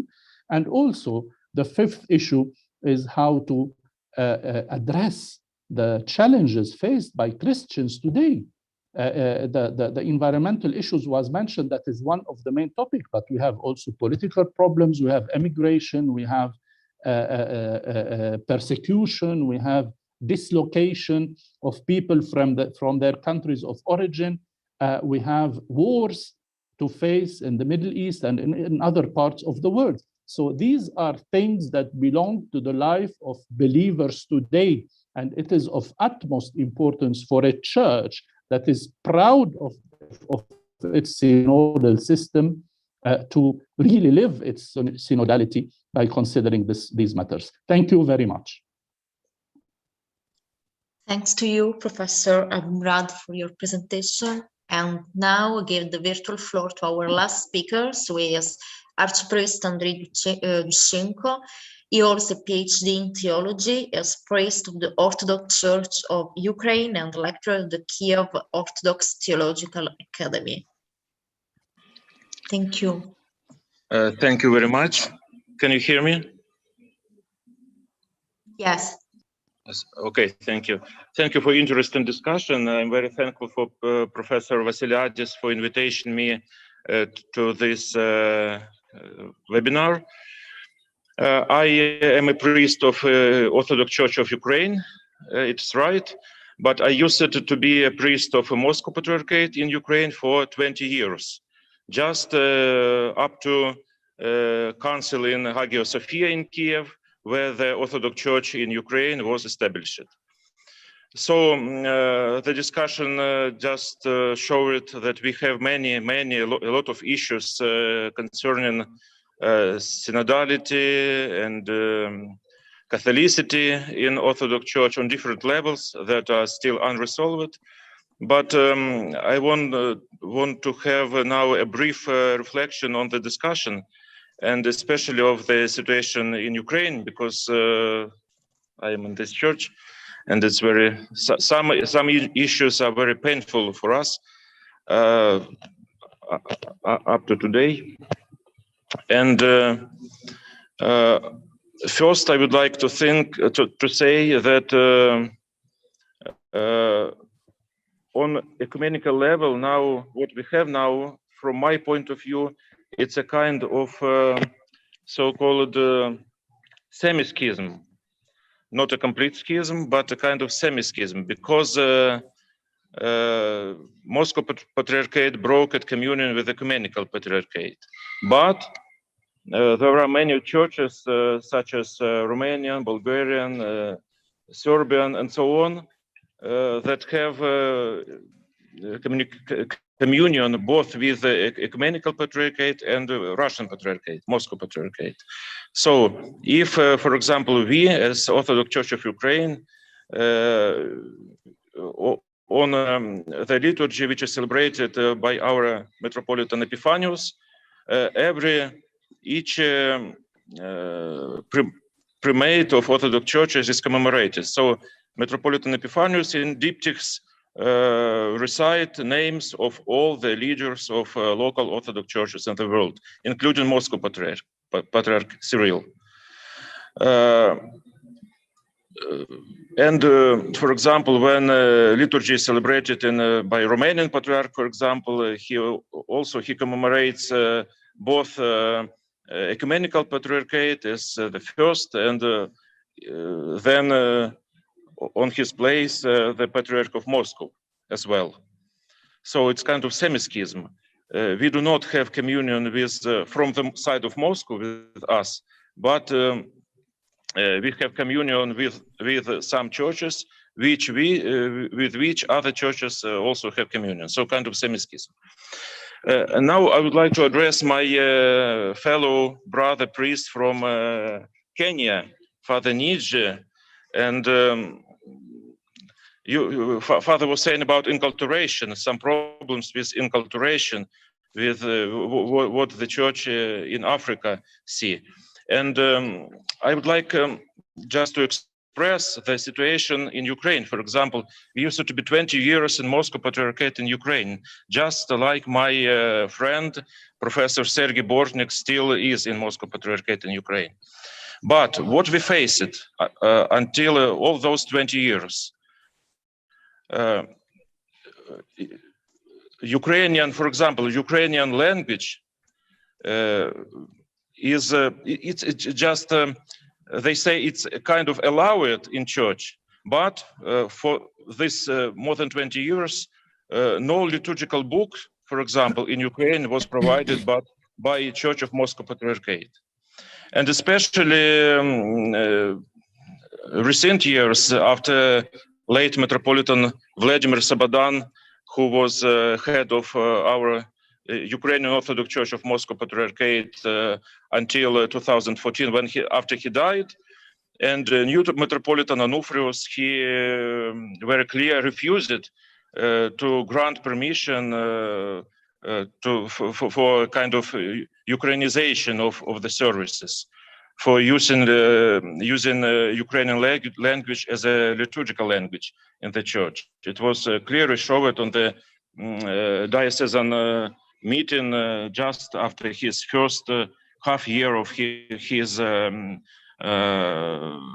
ruling in Kiev. And so, my fellow brothers in Africa, you should be aware that Moscow can use you now, but not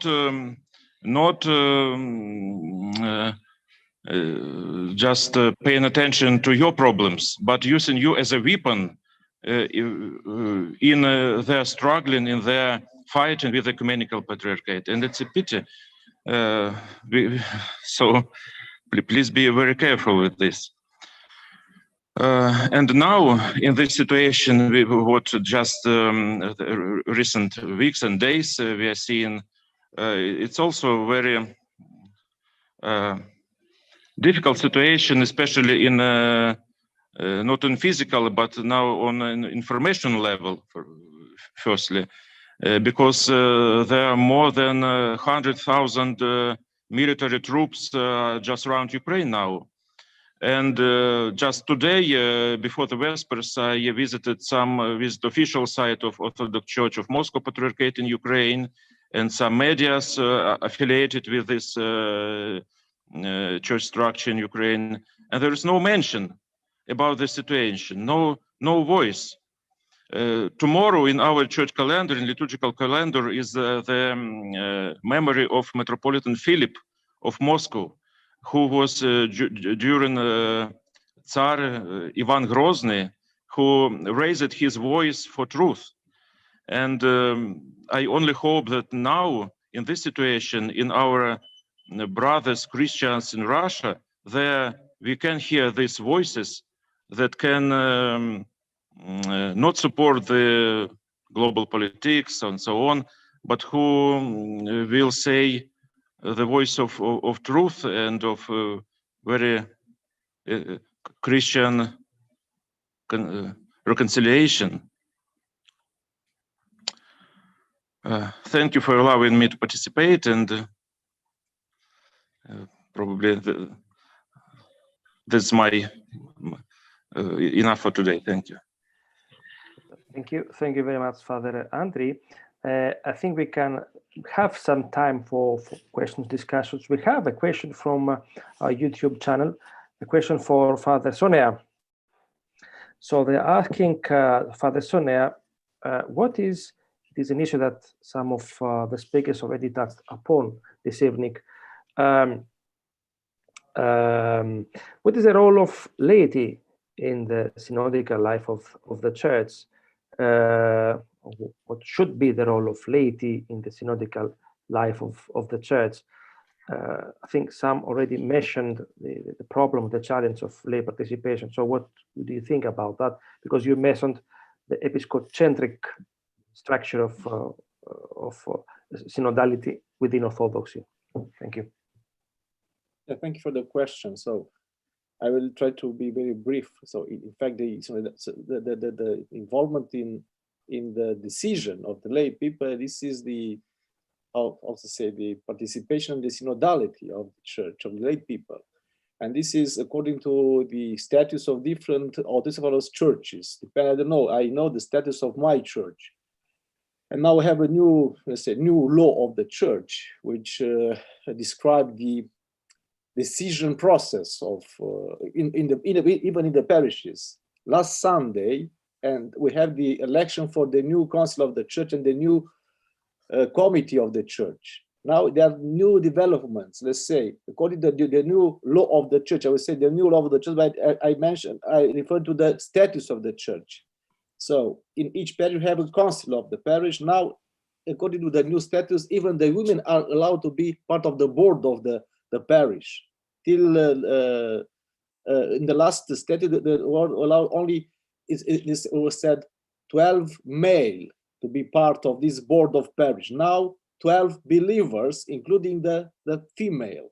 Then we have 6 different, let's say, committees run by lay people on different issues, even catechetical issues, social issue, mission, so on, evangelization, where the people are taking part in this process. So this how is, yeah, the synodality, the involvement of the lay people in the life of the parish, in life of the church. This is the theory. In practice, you have to be honest, is not yet very much dynamic, but it's good to, because we have it's good to have this legal platform where the maybe new parishes or more dynamic parishes can involve the lay in the church. This is on the parish level. Then on the bishopric level, we have another type of implication of the lay people. Even in the national gathering of the church, you have the implication of the lay people. Even in the election of the bishop, the lay people are consulted.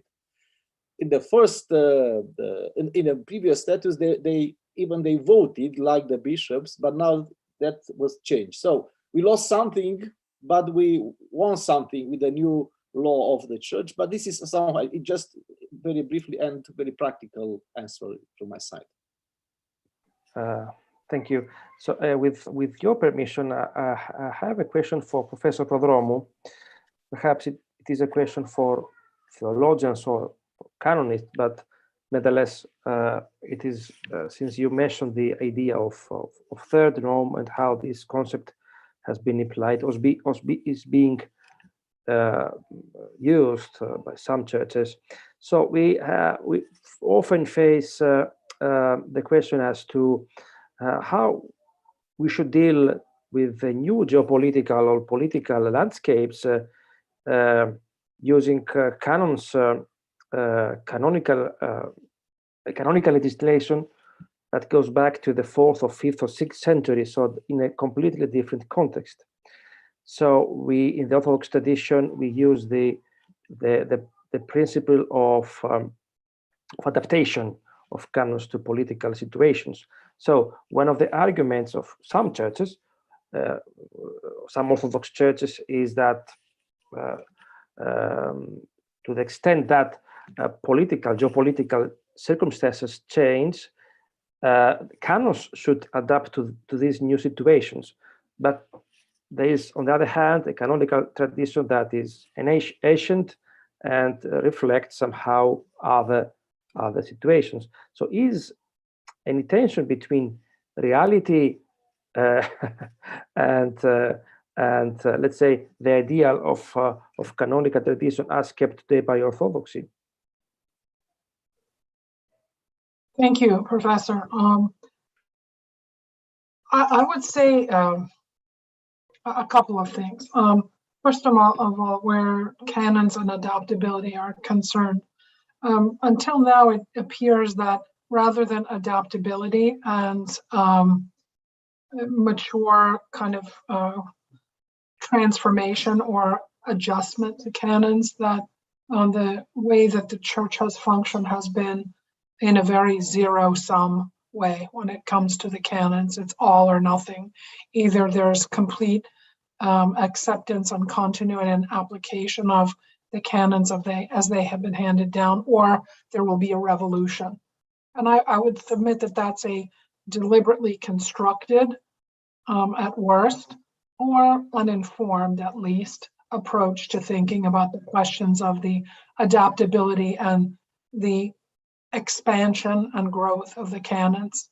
So there's a kind of methodological point here at work.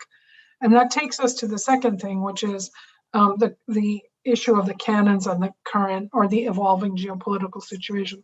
I think it's very important to acknowledge that given the location of Orthodox churches in the old world, if you will, but outside of the, what was once called the Byzantine Commonwealth space, and now as we move to Africa and, and Asia and other parts of the world, that geopolitical issues and interests are going to ever more affect and shape the context in which Orthodox churches live, hopefully survive and thrive, or die and disappear and die.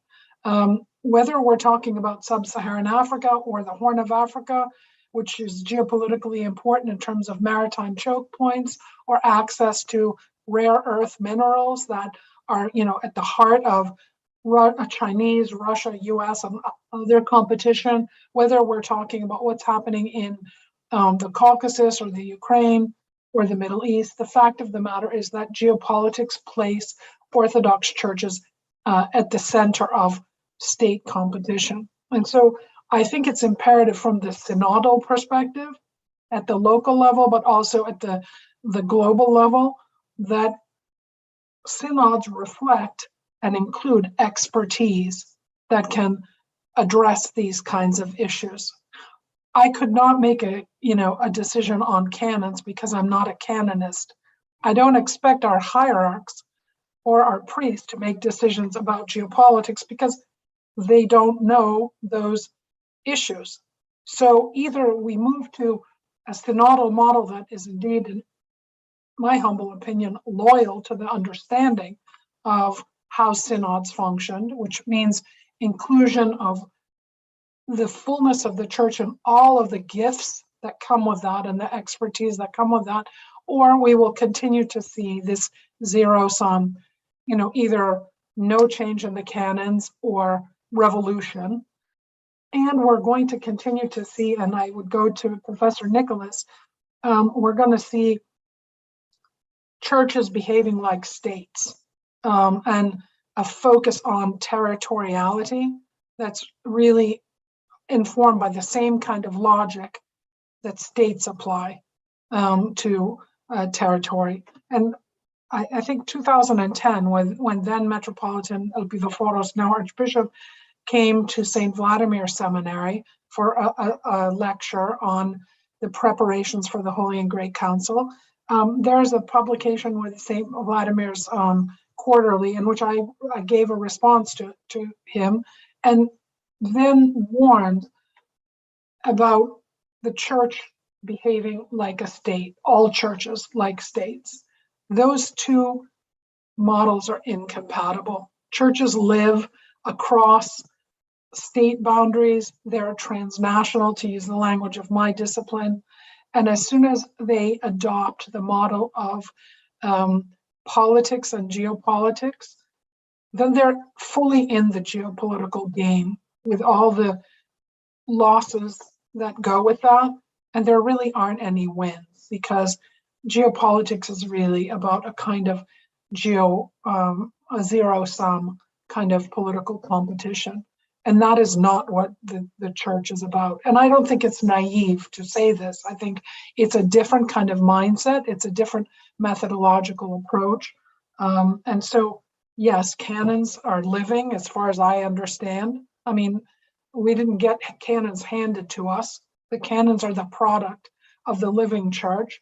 And unless we're willing to accept the church as nothing more than a museum that inherits the canons that are wooden and unchanging, then we're going to continue to see the kind of vulnerability that so many churches live under, and also inability to respond to the urgent human needs that are generated by states that are not accountable, and states that don't have the capacity to address some of the most urgent, pressing problems of the day.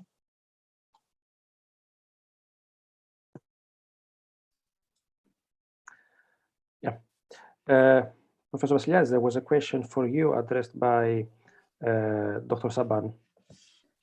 I would like first to indicate the concept of this meeting, or these meetings actually, which is a seminar, open forum for all to express our concern about one and single purpose, the goal, the journey towards the visible church, visible union of the one Church of Christ. So this is also the purpose of the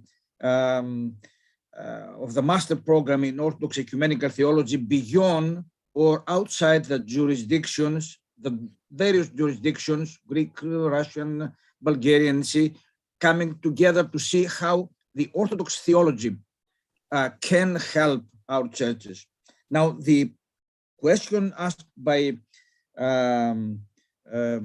Father Ihor was quite interesting, because this was my personal proposal, to get rid of all these obstacles that prevent our reunion. And the model I proposed, the model of the lifting of the anathemas unilaterally within the Orthodox world, and which was a great step in this ecumenical era. This should be facilitate this journey for reunion. Now, of course, what Nicolas, my colleague from the Middle East, said, whether the territorial or the one bishop, of course, the lay participation, no one would disagree with this. But he said that we are to be based on the Bible and tradition cannot be dissociated from this so-called canonical tradition. However, as I said, we need to overcome, or to at least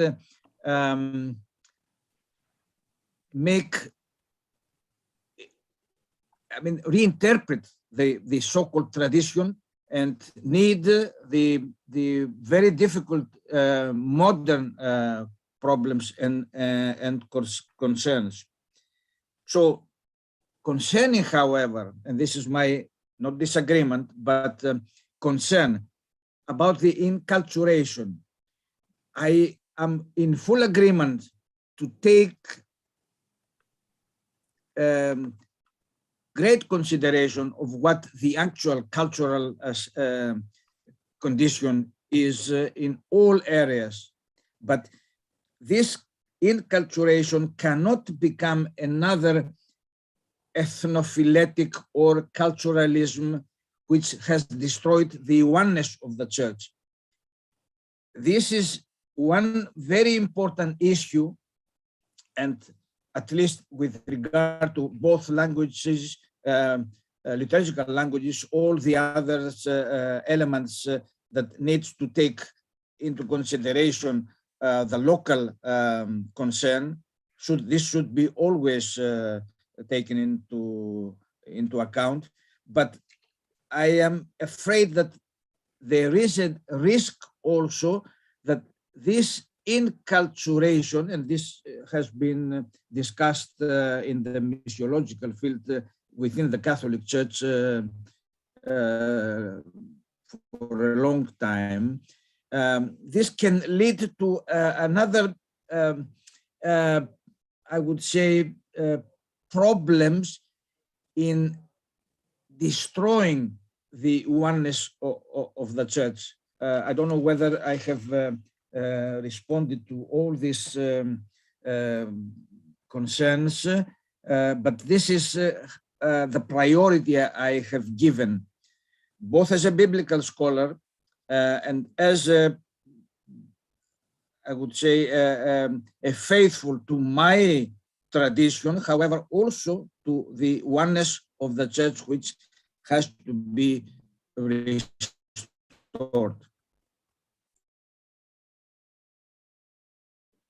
So thank you, Professor Vassiliadis. I have a very short question, perhaps for a very short answer to Professor Bortnyk, because when we there is the other face of the coin. We speak of synodality, but usually there is also the primacy in all discussions concerning synodality, and synodality has been studied always in the context of primacy and vice versa.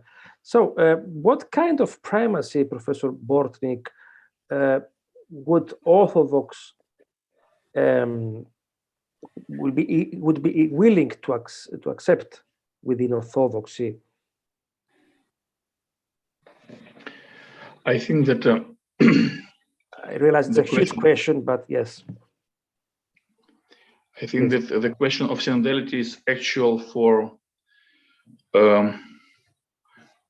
the Russian Church in the history, for some centuries, of course, for the global Orthodox Church on the world level as well. But I suppose that it is more interesting if I say something about Ukraine. And I think that synodality means equal rights on different levels.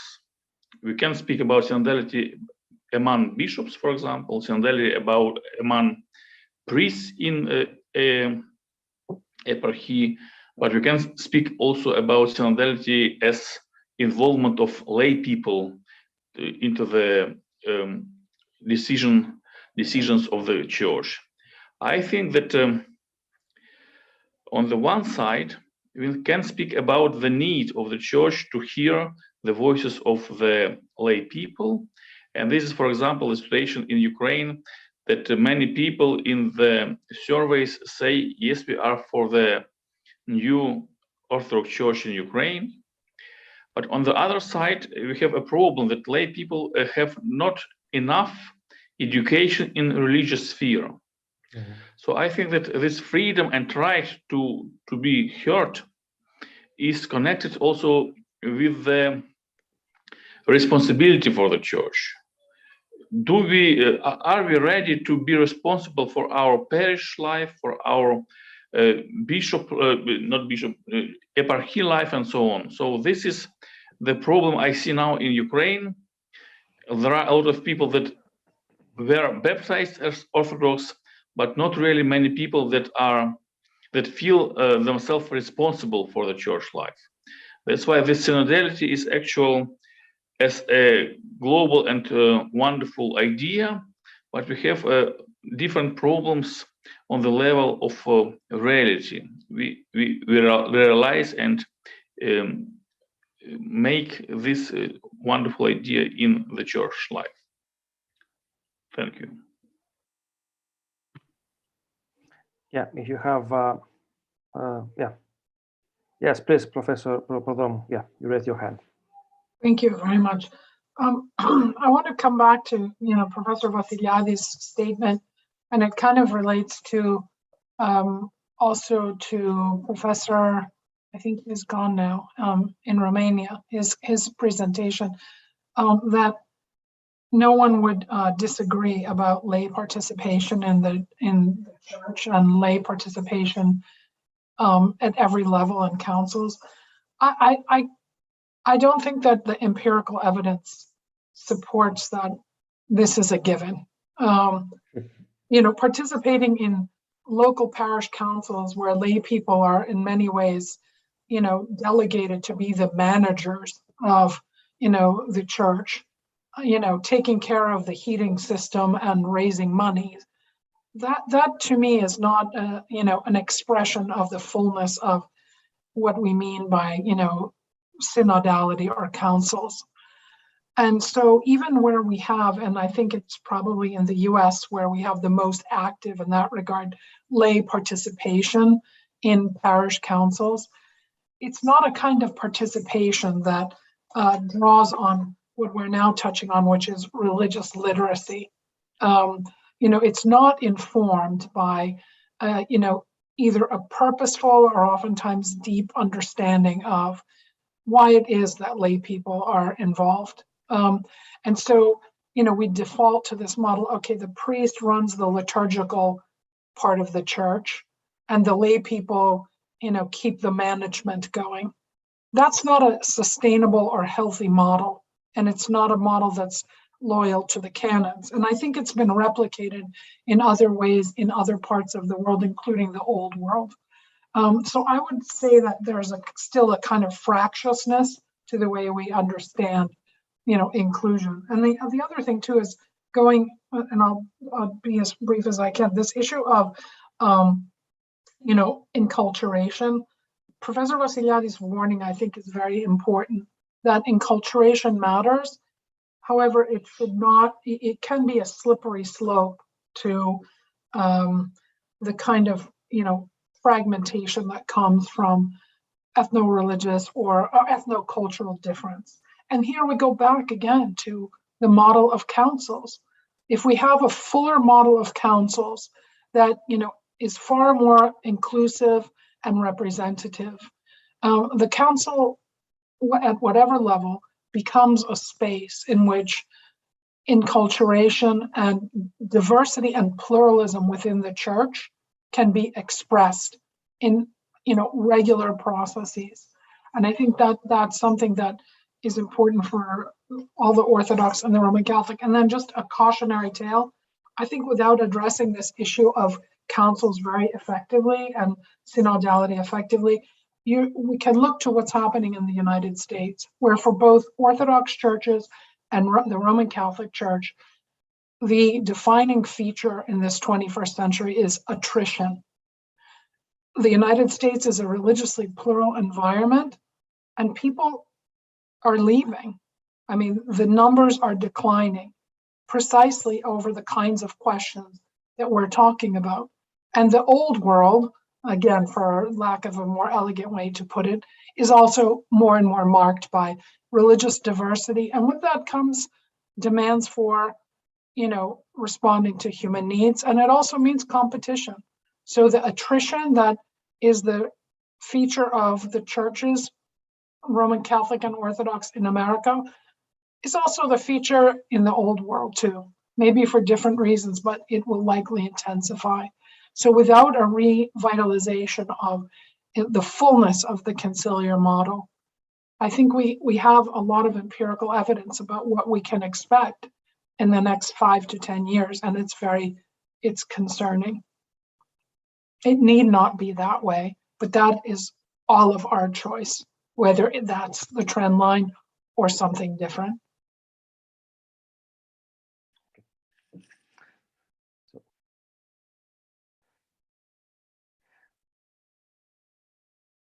So thank you very much, Professor Prodrom. Yeah, Marianna, you can conclude.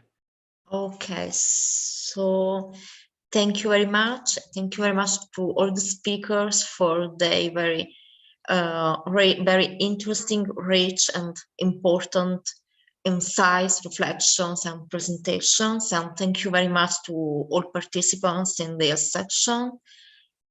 And I really hope, and I think that we will have the further opportunity to go beyond with this discussion and develop and reflect on the issues raised during this section. So thank you very much again to all of you.